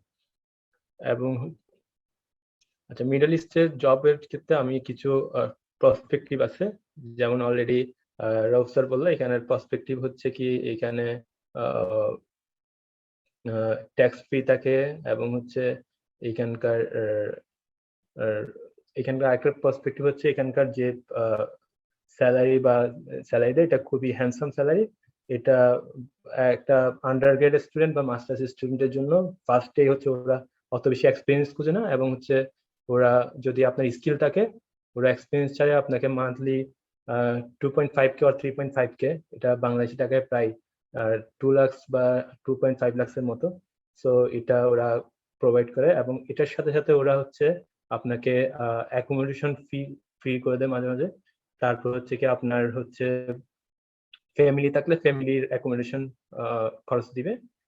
সাথে হচ্ছে আপনাকে প্রত্যেক ইয়ারে দেশে হোম কান্ট্রিতে হচ্ছে ভিজিট করার জন্য হচ্ছে এয়ার টিকিট দিবে। সো এই ফ্যাসিলিটি গুলো ওরা প্রোভাইড করে। এবং হচ্ছে সেকেন্ডলি ওরা হচ্ছে এখানে আরেকটা সুবিধা হচ্ছে এখানে টিম ওয়ার্ক। এখানে আমরা মানে আমি যে গ্রুপে কাজ করি, আমি ইলেকট্রিক্যাল ইঞ্জিনিয়ারিং ডিপার্টমেন্টে, আমাদেরটা হচ্ছে মেশিন লার্নিং গ্রুপ। সো এটাতে আমরা যে গ্রুপটা কাজ করি, এই গ্রুপটার ডিফারেন্ট টাইপসের স্টুডেন্ট আছে, এবং হচ্ছে ওদের সাথে টিম ওয়ার্ক করার কারণে আপনার অনেক কাজ খুব ইজিলি করা পসিবল হয়। এবং আপনি যে কোনো সময়, আমাদের যে গ্রুপটা আছে, যে কোনো সময় যে কোনো কোয়েশ্চেন করলে ওরা এনি টাইম হচ্ছে খুব ইজিলি হচ্ছে আপনি অ্যাক্সেস করতে পারবেন ওদেরকে, এবং হচ্ছে ওরা সলিউশন দেওয়ার ট্রাই করে। তো এটা এখানে খুবই ভালো। আমি আরেকটা জিনিস আছে যেটা হচ্ছে কি ফ্যাসিলিটি, যেটা আমার রব স্যার বললো, এখানে ল্যাব ফ্যাসিলিটি খুবই ভালো। বিকজ কাতার, আমি যদি কাতার একটা বলি, কাতার গভর্নমেন্ট হচ্ছে চাচ্ছে যেহেতু 2022-তে হচ্ছে এখানকার ওয়ার্ল্ড কাপ, এবং হচ্ছে এখানে most of the thing government চাচ্ছে হচ্ছে অটোমেটিক করার জন্য, এবং ওরা হচ্ছে রিসার্চের জন্য খুবই বেশি হচ্ছে গ্রান্ট দিচ্ছে, এবং হচ্ছে অনেক বেশি এক্সপেন্ড করতেছে মানি। সো এখানকার ল্যাবের জন্য অনেক বেশি গ্রান্ট আছে, এবং হচ্ছে ওরা ল্যাবের অনেক ফেসিলিটি দেয়। আপনি যদি hardware lab, electrical engineering departmental ল্যাবগুলোতে যান, তাহলে খুব খুব সুন্দর ল্যাব ফেসিলিটি আছে এখানে। আর হচ্ছে কি এখানকার কালচার হচ্ছে একটু মানে এটা একটা আমি পার্সপেক্টিভ বলি, কারণ হচ্ছে এখানে যারা মিডল ইস্টের ক্ষেত্রে, মিডল ইস্ট হচ্ছে এশিয়ান পিপল খুব বেশি, বিশেষ করে বাংলাদেশ, ইন্ডিয়া, তারপর হচ্ছে কি পাকিস্তান, এরপর ফিলিপিন, এবং মানে এখানে ডিফারেন্ট এশিয়ান পিপল অনেক বেশি, যার কারণে হচ্ছে আপনার মানে অনেকটা মনে হবে আপনি বাংলাদেশে আছেন। যেমন এখানে আমার আশেপাশে বাংলাদেশি অনেক মানুষ আছে যারা হচ্ছে এখানে জব করে ডিফারেন্ট সেক্টরে। সো ওই কারণে হচ্ছে এখানকার মানে ডিফারেন্ট কালচারটা আপনি অত বেশি ফেস করবেন না, আপনি জাস্ট মনে হবে আপনার দেশে আছেন। এবং আমার এমন হয় যে আমার নিচে যে গ্রোসারি আছে, গ্রোসারি বাংলাদেশি মানুষ, আমি যে আমি ড্রাইভার নিয়ে, মানে আমার যদি ড্রাইভার নিয়ে কোথাও যাই, ওই ড্রাইভার হচ্ছে বাংলাদেশি, আমাদের যে ফ্ল্যাটে থাকি ওই ফ্ল্যাটের যে ম্যানেজার ওইটাও বাংলাদেশি। সো দেখা যায় মানে বাংলাদেশে আছি মতোই লাগে। সো এখানকার কালচারটা আমার মনে হয় পার্সপেক্টিভ আমার জন্য। স্যার যেটা বললো, আর এখানে হচ্ছে কি রিলিজিয়াস দিক থেকে যদি চিন্তা করি, তাহলে ইসলামিক রিলিজিয়নের জন্য আমি মনে করি এটা একটা বেটার অপশন। আর অন্যান্য রিলিজিয়ন্স পিপলদের জন্য এটা ওরা খুবই ওরা অত বেশি স্ট্রিক্ট না এখানে, খুবই যেহেতু এখানে ওয়ার্ল্ড কাপ হবে, সেহেতু ওরা কোনো রেস্ট্রিকশন নাই অন্যান্য রিলিজিয়ান্স পিপলদের জন্য। এখানে যে কনসার্ন সেটা ফার্স্ট হচ্ছে টেম্পারেচার। এখানকার মিডল ইস্টের টেম্পারেচার খুবই বেশি, ফ্রম মার্চ থেকে হচ্ছে সেপ্টেম্বর মাঝামাঝি সময় এখানকার টেম্পারেচার সকালে খুবই বেশি থাকে, এবং এটা 45 থেকে 50-র কাছাকাছি। সো এটা হচ্ছে একটা কনসার্ন। সো জেনারেলি আমরা যারা রিসার্চাররা আছি এখানে জব করি, আমাদের থেকে হচ্ছে এখন হোম অফিস, সো আমরা বাসা থেকে কাজ করতে হয়। এবং হচ্ছে যারা জব হোল্ডার আছে ওরা বেশিরভাগ সময় অফিসে থাকে। সো সকাল টাইমে, রাতে যারা হচ্ছে বের হয়, রাতে বের হয় কারণ রাতের টেম্পারেচার কম থাকে। সো জেনারেলি এটা একটা কনসার্ন এখানকার। আর এখানে হচ্ছে ল্যাঙ্গুয়েজটা একটু কনসার্ন হয়, যারা হচ্ছে অন্য ফিল্ডে জব করে, বাট আমাদের রিসার্চ ফিল্ডে আমার তো মনে হয় না এটা কনসার্ন, বাট অন্য ফিল্ডের জন্য হচ্ছে একটু কনসার্ন, বিকজ এরা হচ্ছে কি বেশিরভাগ অ্যারাবিক্স, যারা হচ্ছে অন্য ফিল্ডে আছে ওরা আরবিতে কথা বলার ট্রাই করে, ওরা ইংলিশ। অনেক অনেক অনেক ফিল্ডে আছে হচ্ছে কি যারা হচ্ছে কি আর এখানে আরেকটা জিনিস হচ্ছে মোস্ট অফ দ্য পিপল হচ্ছে ইন্ডিয়ান বেশি, যার কারণে এখানে মনে হয় সেকেন্ড ল্যাঙ্গুয়েজ হিন্দি বলা যায়। যারা হিন্দি মোটামুটি ভালো পারে বলতে, ওদের জন্য এটা একটা অপরচুনিটি বলা যায়, ভালো জায়গা। বাই এই কোটেশনটা আমার খুবই ভালো লেগেছে, যে এই কোটেশনটা একজন পার্সন বলে যে are you learning or are you earning by your job, if both you are in a great place, if it's one or the other that's good too, if it's neither it's time to move on, you are wasting your life. এই কোটেশনটা বলার কারণ হচ্ছে আমরা যে কোনো জবই করি, আমার মনে হয় এই জিনিসটা খুবই দেখা উচিত যে আমি ওই জব থেকে কিছু লার্ন করতেছি বা আর্ন করতেছি কিনা। লার্ন মিনস হচ্ছে আমি নতুন কিছু শিখতেছি কিনা, আর্ন মিনস হচ্ছে কি আমি যদি আমার এক্সপেক্টেড যে আর্নটা সেটা করতেছি কিনা, এক্সপেক্টেড আমার যে যা প্রয়োজন তা কি আর্ন করতে পারতেছি কিনা। যদি দুইটাই পাওয়া যায় তাহলে মানে আপনার জন্য জবটা খুবই ভালো। আর যদি যে কোনো একটা হচ্ছে আর একটা হচ্ছে না তাহলেও এটা চলা যায়, বাট যদি একটাও না হয়, আপনি লার্নও করতে পারতেছেন না, ইমপ্রুভ করতে পারতেছেন না নিজেকে, এবং হচ্ছে আপনার এক্সপেক্টেড আর্ন করতে পারতেছেন না, তাহলে আমার মনে হয় জবটা কুইট করা উচিত। এই কোটেশনটা আমার খুবই ভালো লেগেছে, আমি তাই শেয়ার করলাম আপনার সাথে। আচ্ছা, এখানে হায়ার স্টাডির কথা বলি। Higher study in specially in Qatar, government হচ্ছে কাতার গভর্নমেন্ট হচ্ছে অনেকগুলো স্কলারশিপ দিচ্ছে এখন বর্তমানে। যেমন হচ্ছে এখানে ওদের স্কলারশিপের অ্যামাউন্টটাও খুবই ভালো। যেমন হচ্ছে ওরা যদি কাতারে অ্যাভারেজ গভর্নমেন্ট যে ফান্ডিংটা করে, যারা হচ্ছে ব্যাচেলর করতে চায় তাদের জন্য $1,600 মতো স্টাইপেন্ড ওরা প্রোভাইড করে। যদি মাস্টার্স করতে চায় তাহলে 6K থেকে 7.5K এর মতো রিয়াল বা $2,000 স্টাইপেন্ড দেয় পার মান্থ, সাথে অ্যাকোমোডেশন এবং হচ্ছে টিকিট দেয়, রিটার্ন টিকিট পার ইয়ারে। আর পিএইচডি করতে চাইলে এটা 2.5K স্টাইপেন্ড হয়। এটা ভেরি করে আপনার কোন ইউনিভার্সিটিতে করতেছেন এটার উপর, বাট এটা কাছাকাছি এটার মধ্যেই থাকে। এবং হচ্ছে ওরা সাথে ফ্যামিলি অ্যাকোমোডেশন দিবে যদি মেরিড স্টুডেন্ট হয়। এবং এখানে আরেকটা সুবিধা হচ্ছে এখানে আরএ এবং দ্বিতীয় পজিশন রিসার্চ অ্যাসিস্ট্যান্ট বা গ্রাজুয়েট টিচিং অ্যাসিস্ট্যান্ট হিসেবে পজিশন থাকে, যারা হচ্ছে মাস্টার্স বা পিএইচডি করতেছে তাদের জন্য। সো স্পেশালি হচ্ছে ইঞ্জিনিয়ারিং ডিপার্টমেন্ট এবং হচ্ছে মেডিসিন ডিপার্টমেন্টে যারা হচ্ছে এগুলোতে হচ্ছে অ্যাডমিশন নেয়, তাদের জন্য এই পজিশন গুলোতে অ্যাপ্লাই করা ইজি হয়, এবং এগুলো অ্যাভেলেবল থাকে সবসময় স্যারদের কাছে। তো বাট আমি যেটা হয় আমি রিকমেন্ড করি না for PhD in the middle east, যদি এটা কোন একটা ভালো সুপারভাইজার না পান, মানে যে সুপারভাইজার এখানে অনেকগুলো ইউনিভার্সিটির অনেক ভালো ভালো প্রফেসর আছে যাদের রিসার্চ এক্সপিরিয়েন্স খুবই ভালো in respect to whole world. যদি আপনি হোল ওয়ার্ল্ডের ইয়াতে চিন্তা করেন তাহলে অনেকগুলো ভালো ভালো প্রফেসর আছে যাদের রিসার্চ অনেক বেশি, যাদের সাইটেশন 50K 60K এর উপরে। সো এরকম আপনি যদি ভালো কোনো প্রফেসর পান, দেখতেছেন যে আপনার ফিল্ডে খুবই ভালো, তাহলে আমি মনে করি ওনার আন্ডার পিএইচডি করা উচিত। আর কারণ হচ্ছে কি আমি যেটা মনে করি এখানকার পিএইচডির জন্য একটা সমস্যা হচ্ছে কি এটার ডিগ্রিটার ডিমান্ডটা এখনো অত বেশি ভ্যালুয়েবল না, মানে অন্য কান্ট্রিতে রাদার দেন দা ইউএসএ, ইউকে আর অস্ট্রেলিয়া, এই কান্ট্রিগুলো থেকে আপনি পিএইচডি করলে যে ডিগ্রি ভ্যালুটা আছে ওইটা হচ্ছে আমার মনে হয় এখানে কাতারটা অথবা মিডল ইস্টের ডিগ্রি ভ্যালুটা একটু কম। আমি এখানে মাস্টার্সটা রিকমেন্ড করি অথবা হচ্ছে রিসার্চ জবটা রিকমেন্ড করি। রিসার্চ জব মানে জবের জন্য হচ্ছে মিডল ইস্ট খুবই ভালো ফর দ্য স্যালারি আর অ্যাকোমোডেশন আর এই সবগুলোর জন্য আমি মনে করি। তো এখানে আমি হচ্ছে কিছু ইম্পর্টেন্ট লিঙ্কস দিছি, এগুলো হচ্ছে যারা হচ্ছে পিএইচডি বা মাস্টার্স করতে চাচ্ছে ওদের জন্য স্কলারশিপ এখানে অপশন আছে। সো মানে এখানে অ্যাডমিশন এখানে ওরা রিকোয়ারমেন্ট গুলো বলে, অনেক সময় এখানে যেমন জিআরই লাগে না, হচ্ছে এখানে আইএলটিএস হচ্ছে আপনার কিছু কিছু কোর্সে 6.5 লাগে, বাট ওভারঅল 6 থাকলেও আপনার আইএলটিএস হয়, যার মানে রিকোয়ারমেন্ট একটু কম। সো আবার হচ্ছে কিছু আপনি যদি অ্যাপ্লাই করেন যেভাবে মাস্টার্স বা পিএইচডিতে আপনার হচ্ছে আপনার মিডিয়ামটা ইংলিশ ছিল, আপনি ইংলিশ মিডিয়াম পড়ছেন ইউনিভার্সিটিতে, সো এটার রেসপেক্টও অনেক ইউনিভার্সিটিতে আপনার আইএসটা ওয়েব করে ওরা, সো ওভাবে হচ্ছে অ্যাপ্লাই করে দেখতে পারেন মাস্টার্সের জন্য। আচ্ছা, আমি এই রিসার্চ করে এবং হচ্ছে আমার মাস্টার্সের ক্ষেত্রে আমি কিছু রিয়েলাইজ করি যে আমি যদি আন্ডার গ্রেডে থাকতে এগুলো শুরু করতে পারতাম অথবা মাস্টার্সের শুরু থেকে এগুলো শুরু করতে পারতাম তাহলে আমার জন্য খুবই ভালো হতো। ফার্স্ট অফ অল হচ্ছে keep CGPA as high as possible। আমরা অনেকে বলি সিজিপিএ ম্যাটার করে না, বাট আমি এখানে আমার কলিগদের সাথে বা আমার প্রফেসরদের সাথে যাদের সাথে কথা বলি ওরা বলে কি বলে যে সিজিপিএ হচ্ছে তোমার ফার্স্ট ইমপ্রেশন। তুমি কোথাও অ্যাপ্লাই করলা, তোমার ফার্স্ট ইমপ্রেশনটা তৈরি হবে সিজিপিএ এর মাধ্যমে।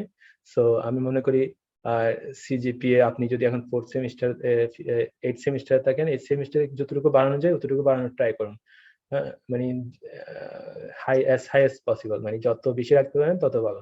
সো 3 পয়েন্টের উপরে থাকা খুবই মাস্ট। 3.4 বা 3.5 এটা হচ্ছে স্ট্যান্ডার্ড একটা সিজিপিএ। আর যারা হচ্ছে 3.6, 7, 8 এরা তো মোটামুটি আলহামদুলিল্লাহ ভালোই আছে।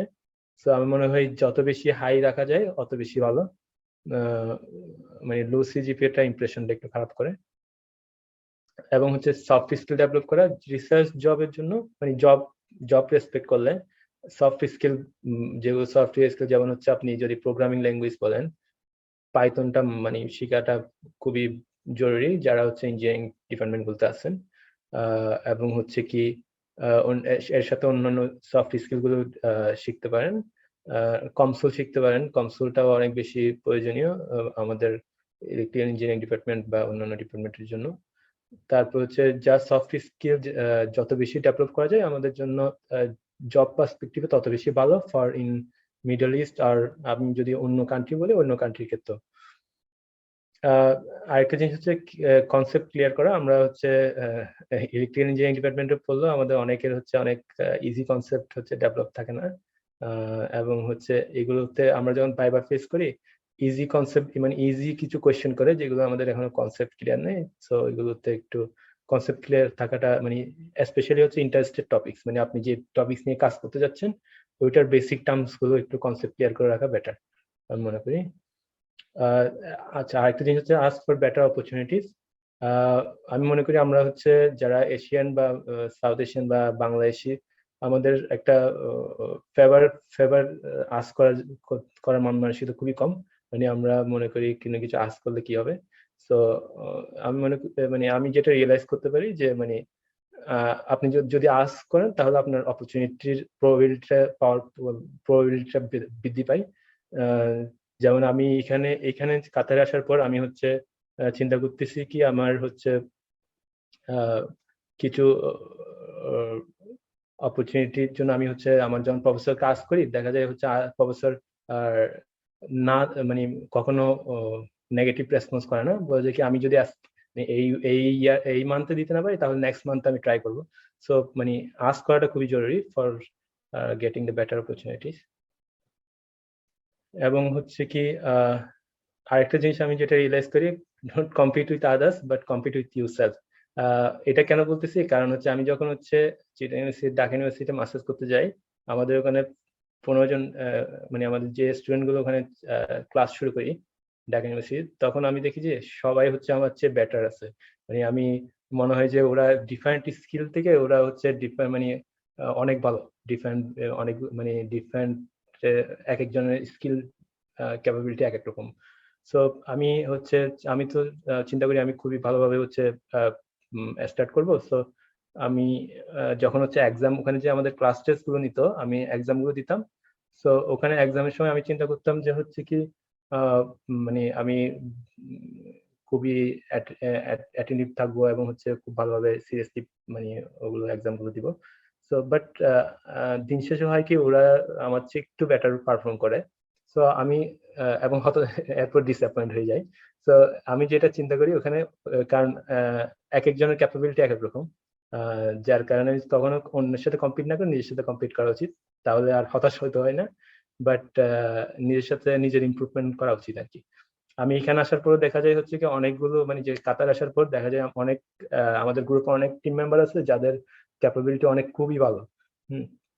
সো আমি যদি ওদের সাথে কম্পিট করতে যাই তাহলে আমি নিজে হতাশ হয়ে যাই। সো আমি ওদের সাথে কম্পিট করতে চাই না, সেজন্য সো আমি যারা হচ্ছে আপনাদের সবাইকে মানে আমার এইটা রিয়েলাইজেশন যে অন্যের সাথে কম্পিট না করে নিজের সাথে কম্পিট করা উচিত। এন্ড লাস্ট একটা অ্যাডভাইস, সেটা হচ্ছে এটা আমার আরেকটা রিয়েলাইজেশন, একজন সুপারভাইজার বা মেন্টর ঠিক করা যে যার থেকে আমরা সবসময় সাজেশন নিতে পারবো ইন ক্রুশিয়াল ডিসিশন।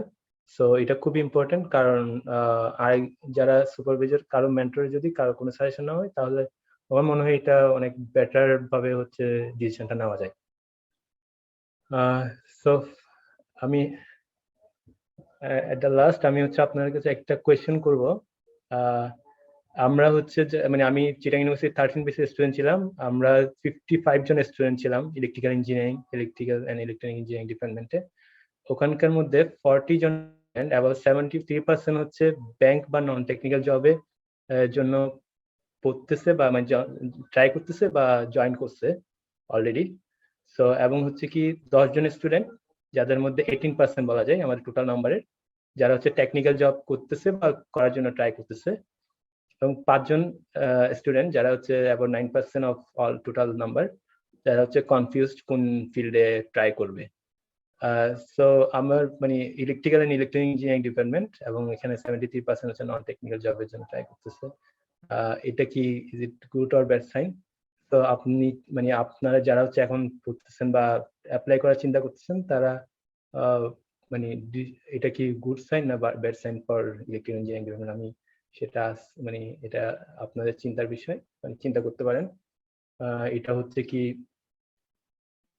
মানে আমাদের ডিসিশন নিতে হেল্প করবে, মানে আমরা কোন ফিল্ডে অ্যাপ্লাই করা উচিত আমাদের, যেহেতু আমরা সবাই সায়েন্স অ্যাট্রাকশন আমরা হচ্ছে আমাদের ডিপার্টমেন্ট গুলোতে জয়েন করি, তো আমাদের এনভায়রনমেন্টের কারণে আমাদের ডিসিশন গুলো চেঞ্জ হয়ে যায়।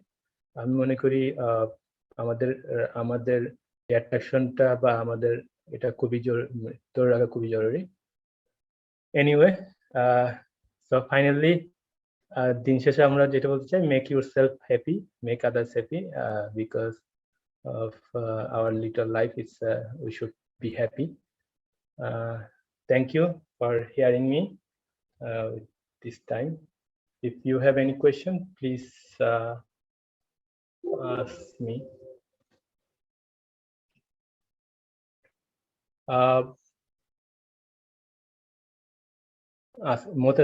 শোনা যাচ্ছে আমাকে? হ্যাঁ ভাইয়া, শোনা যাচ্ছে। আচ্ছা, আমি হচ্ছে মোটামুটি শেষ। যদি কারো যদি কোনো কোয়েশ্চেন থাকে তাহলে আমাকে কোয়েশ্চেন করতে হবে।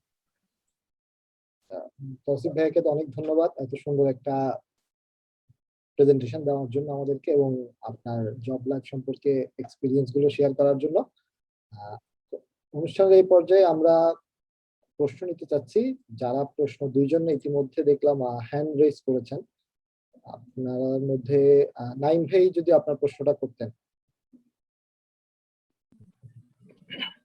আসসালামু আলাইকুম, ধন্যবাদ আমাকে সুযোগ দেওয়ার জন্য। আমি একটা কোয়েশ্চেন করতে চাই, যেটা লাস্ট স্লাইডে ছিল আর কি। মানে আসলে টেকনিক্যাল জবে মানে যাচ্ছে না অনেকে ত্রিপলি থেকে বা অন্যান্য ইঞ্জিনিয়ারিং ফিল্ড থেকে। এটা কি আসলে মানে আমাদের বাংলাদেশের ইউনিভার্সিটির জন্য মানে সমস্যা? মানে ল্যাব ফ্যাসিলিটি তুলনামূলকভাবে কম, তারপরে অনেকে এমনি ভর্তি হয়ে যাচ্ছে ইঞ্জিনিয়ারিং এ বা বাবা মার প্রেসারে, এই কারণগুলোতে, নাকি মানে এখানে অন্য কোনো একটা রিজন আছে? মানে ভাই আপনি কি মনে করেন? আপনি তো আমাদের সময়টা পার করে আসছেন, একটু যদি জানাতেন। আমি মনে করি হচ্ছে যেমন দেখো, আমরা হচ্ছে যারা ইলেকট্রিক্যাল ইঞ্জিনিয়ারিং ডিপার্টমেন্ট, যেমন আমিও হচ্ছে যখন আন্ডারগ্রেড কমপ্লিট করতেছি, তখন আমি হচ্ছে দ্বিধাদ্বন্দ্বে ছিলাম যে আমি কি কোন ফিল্ডে যাব। হ্যাঁ, তো এটা হচ্ছে আমাদের এনভায়রনমেন্টটা এইভাবে ক্রিয়েট হয়ে গেছে যে মানে আমাদের যেহেতু আমাদের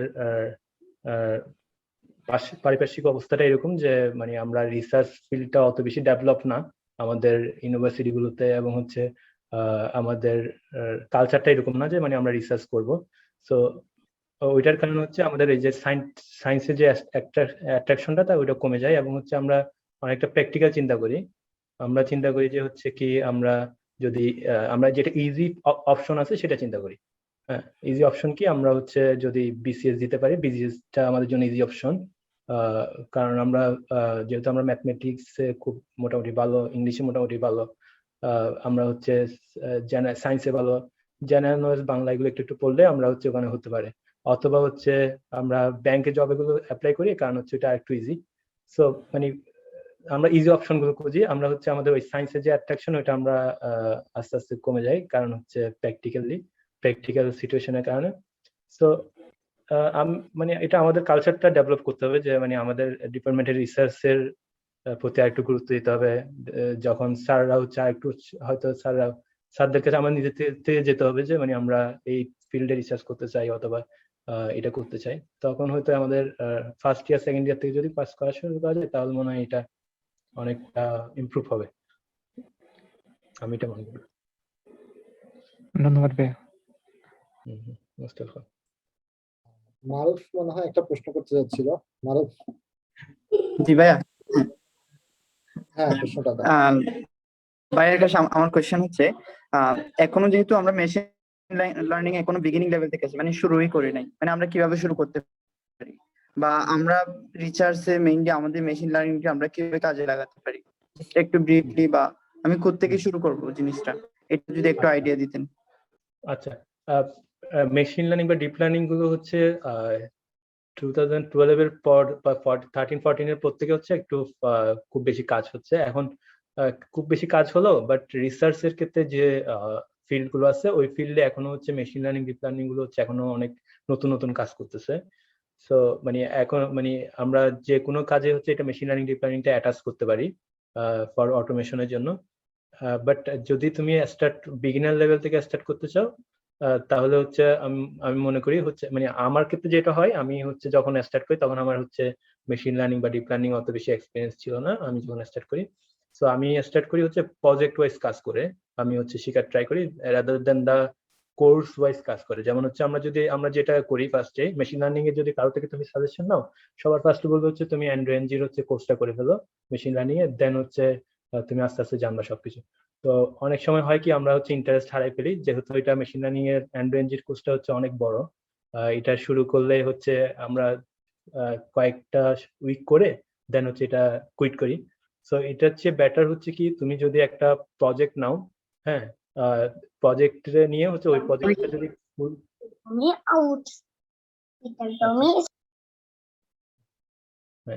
প্রজেক্ট নিয়ে যদি ওই প্রজেক্টটা ফুল কাজ করতে পারো, মানে ফুল প্রজেক্টটা যদি ডিপ্লয় করতে পারো অথবা বানাতে পারো, তাহলে হচ্ছে তুমি দেখবা কি অনেক খুঁটিনাটি জিনিস শিখে গেছো। সো এই প্রজেক্ট জানো হচ্ছে তুমি যেটা করতে পারো হচ্ছে প্রজেক্ট ওয়াইজ কিছু মেশিন লার্নিং এর বই আছে, ইউটিউবে কিছু কোর্স বা ইউটিউবে অনেকের ভিডিও আছে, এগুলো দেখতে পারো। ইউটিউবে মেশিন লার্নিং নিয়ে ডিপ লার্নিং নিয়ে হচ্ছে যারা হচ্ছে তুমি যদি বলো beginner project in machine using machine learning দিয়ে দিলে অনেকগুলো তুমি ব্লগ আর ভিডিও পাবা। এবং হচ্ছে কি তোমার অভিষেক ঠাকুর নামে একজন হচ্ছে ইন্ডিয়ান আছে, উনি হচ্ছে একটা বই লিখছে আর্টিফিশিয়াল মেশিন লার্নিং নিয়ে, ওইটা উনি অনেকটা অ্যাপ্লিকেশন বেস লিখছে, ওই বইটা পড়তে পারো। ওটা হচ্ছে কোড এবং হচ্ছে অ্যাপ্লিকেশন বেস। তো তুমি যদি ওইটা প্র্যাকটিস করতে পারো ওটাও একটা খারাপ না। মানে এটা আমার অ্যাপ্রোচ হচ্ছে বিগিনারদের জন্য, যে মানে প্রজেক্ট ওয়াইজ যদি স্টার্ট করা যায়, প্রজেক্টটা কিভাবে শুরু করতেছে। আর আরেকটা জিনিস হচ্ছে তোমার প্রোগ্রামিং ল্যাঙ্গুয়েজটা একটু জানতে হবে, যার কারণে হচ্ছে পাইথন শেখাটা খুবই জরুরি। সো পাইথনের বেসিক গুলো জানা থাকলে তুমি প্রজেক্টটা স্টার্ট করতে পারো। হয়তো তুমি অনেক কিছু বুঝবা না, অনেক কিছু পারবে না ফার্স্টে, আস্তে আস্তে বুঝবা। তো এটা তো হয় কি আমরা হচ্ছে থিওরিটিক্যাল অ্যাপ্রোচ, তুমি মেশিন লার্নিং কোর্সটা করো দেখবে কি তোমার জন্য অনেকটা ইজি হচ্ছে এন্ড কোর্সটা। যদি ফার্স্ট ওইটা শুরু করো অনেকে হচ্ছে ওইটাতে হতাশ হয়ে যায়, আমি সেজন্য প্রেফার করি এটা আগে একটা প্রজেক্ট করে দেন এন্ড কোর্সটা করতে পারো কোর্সে হতে। Thank you. ভাই কোর্সটা কি বলছিলেন একটু ধরতে পারেন? আচ্ছা, এন্ড রেঞ্জের কোর্সটা বলতেছি, মেশিন লার্নিং কোর্সেরা দিয়ে এন্ড রেঞ্জের কোর্স দিলে আসবে। তুমি অনলাইনে যা সার্চ দিও machine learning in Coursera course, এটা হচ্ছে খুবই একটা ফেমাস কোর্স এন্ড রেঞ্জের, স্ট্যানফোর্ড ইউনিভার্সিটির থেকে করা হয়েছে, কোর্সেরাতে পাবা। এটা হচ্ছে আমার মনে হয় এটা ফ্রি ফর অল, তুমি ফ্রিলি এই কোর্সটা করতে পারবা। এটা হচ্ছে আমার সেকেন্ড স্টেপ হিসেবে কাজ করতে পারো। ফার্স্টে হচ্ছে তুমি পাইথনের প্রোগ্রামিং ল্যাঙ্গুয়েজ যদি জানা না থাকে তাহলে ওইটার বেসিক গুলো শিখতে পারো। এন্ড দেন হচ্ছে কি তুমি একটা প্রজেক্ট করতে পারো, বিগিনার প্রজেক্ট মেশিন লার্নিং এর, এন্ড দেন হচ্ছে কি তুমি যদি এন্ড এন্ড কোর্সটা করো, আমার মনে হয় এটা একটা গুড ওয়ে। এটা আমার জন্য মানে এভাবে কাজ করেছে, আমি মনে করি এটা ভালো প্র্যাকটিস। বুঝছো কোর্সটা কি? মারুফ, আমি হচ্ছে চ্যাট বক্সে কোর্সের ওই কোর্সের লিংকটা দিয়ে দিচ্ছি, একটু চেক করে নিস, তাহলে হবে আশা করছি। জি ভাইয়া। আচ্ছা আচ্ছা, হ্যাঁ, থ্যাংক ইউ মধু। তাসনিম মনে হয় একটা প্রশ্ন করতে চাচ্ছিল। তাসনিম। ভাইয়া আসসালামু আলাইকুম। ওয়ালাইকুম আহ, আসসালাম। আচ্ছা, আমার কোয়েশ্চেনটা হচ্ছে মানে ফিমেলদের অপরচুনিটি কিরকম, বা রিসার্চ সেক্টরে মিডল ইস্টে ফিমেলদের অবস্থাটা কিরকম, মানে আচ্ছা, না ফিমেলদের অপরচুনিটি ভালো আলহামদুলিল্লাহ। এখানে আমার সাথে 2-3 জন কলিগ আছে, ফিমেল কলিগ। ওখানকার একজন হচ্ছে বাংলাদেশি, উনি বুয়েট থেকে পড়ার পর ওনার ফ্যামিলি এখানে মুভ করছে। তো উনি এখানে আমার সাথে একসাথে আমাদের গ্রুপে জব করে। তো আমি মনে করি অপরচুনিটি ভালো, বাট অ্যাপ্লাই করতে হবে তোমার থেকে ফার্স্টে। অ্যাপ্লাই করে দেন যদি মানে কোনো অত রেস্ট্রিকশন নেই, বা ফিমেলদের জন্য same same equal perspective for male and female. এবং হচ্ছে এখানকার আর লাইফ স্টাইলও মেয়েদের জন্য খুবই ভালো, আহ, আমি যতটুকু দেখছি এটাই বলা যায়।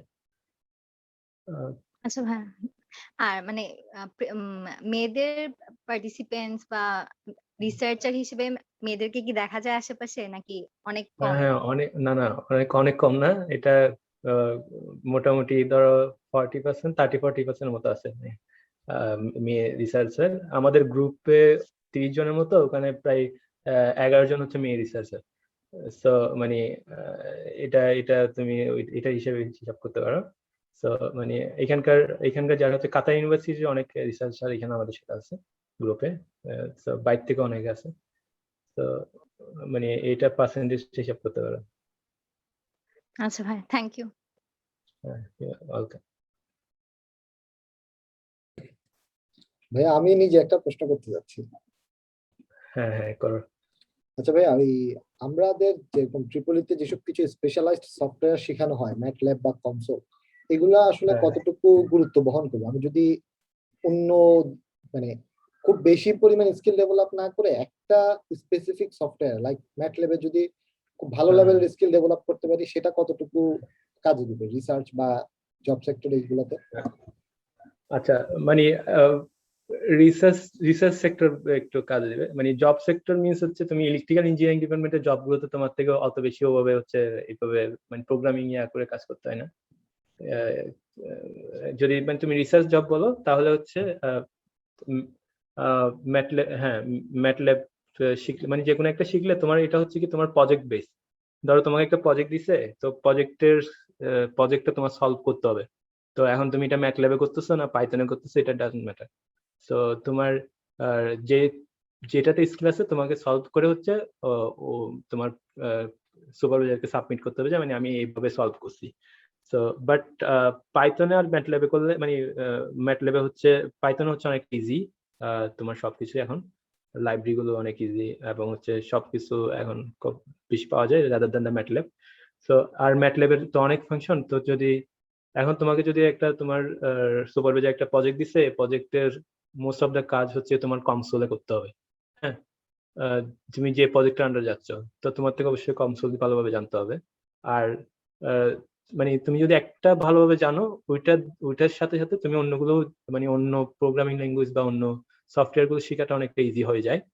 সো তুমি যদি ম্যাটল্যাব দেখে যদি জবটা পেতে পারো, তাহলে এটা কোনো প্রবলেম নাই। এবং তোমার পরে হয়তো অন্য অন্য প্রোগ্রামিং ল্যাঙ্গুয়েজ গুলো শিখতে হবে এখানে জবের সাথে সাথে। যেমন আমার থেকে এখানে আসার পর আমার থেকে আমি হচ্ছে পাইথন আর ম্যাটল্যাব জানতাম, আমার থেকে এখানে সে অ্যাস্ট্রাটা শিখতে হয়েছে, আর প্রোগ্রাম করা শিখতে হয়েছে, মানে অ্যাকর্ডিং টু দ্য প্রজেক্ট। তো তোমার এটা হচ্ছে জব জবে কি খুঁজতেছে সেটার উপর ডিপেন্ড করে আর কি। আর মানে তুমি একটাতে যদি ভালো থাকো ওইটা হয়ে যায়, মানে ওইটা দিয়ে তুমি জবটা পেতে পারো। আচ্ছা, ঠিক আছে, থ্যাংক ইউ ভাইয়া। ওয়েলকাম। নাইম ভাইয়া মনে হয় আরেকটা প্রশ্ন করতে যাচ্ছেন। জি জি জি জি ভাই প্লিজ।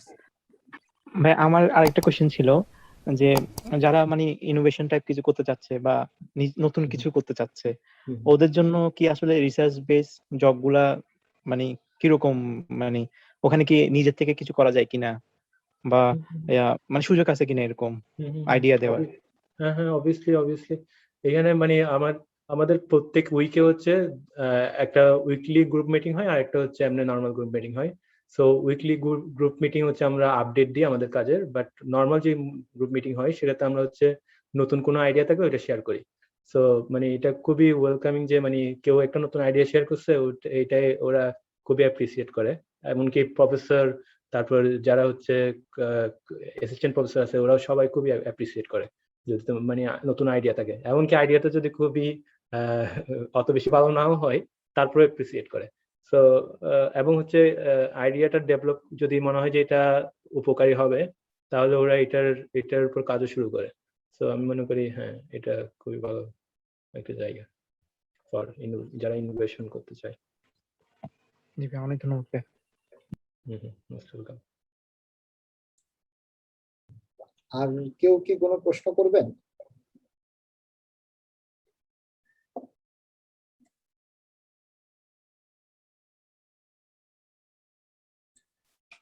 আচ্ছা, আমার মনে হয় আর কেউ প্রশ্ন হ্যালো ভাই, করবেন। আমার একটা কোয়েশ্চেন ছিল।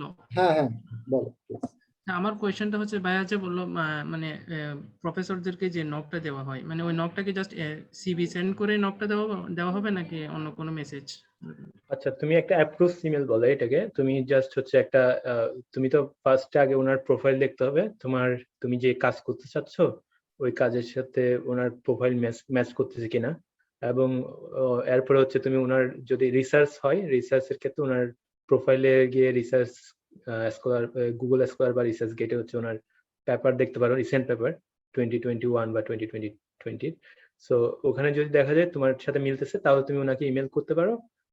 ইমেলের ক্ষেত্রে তুমি ইমেলে লিখবা যে মানে তুমি এখানে পড়ালেখা করতেছো, তুমি এই ফিল্ডে কাজ করতে চাচ্ছ, তোমার এটার ইন্টারেস্ট আছে, অথবা তুমি যদি কোনো কাজ করে থাকো এটা সম্পর্কে অথবা কিছু জানো, তাহলে তুমি বলবা।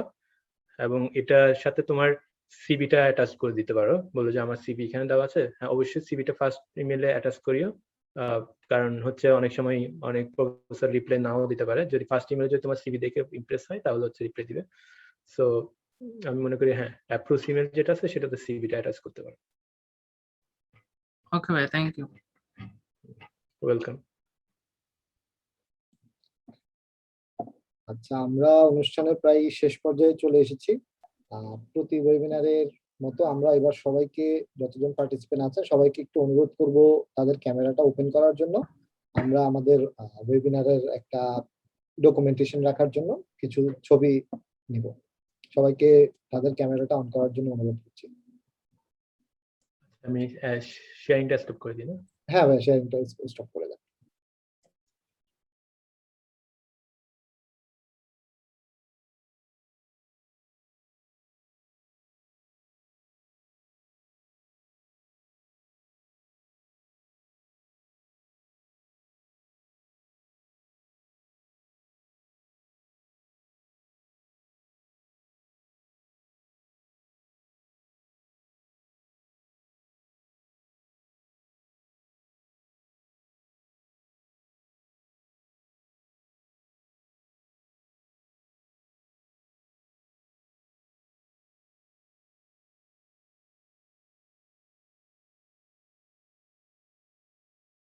সিয়াম হয়েছে?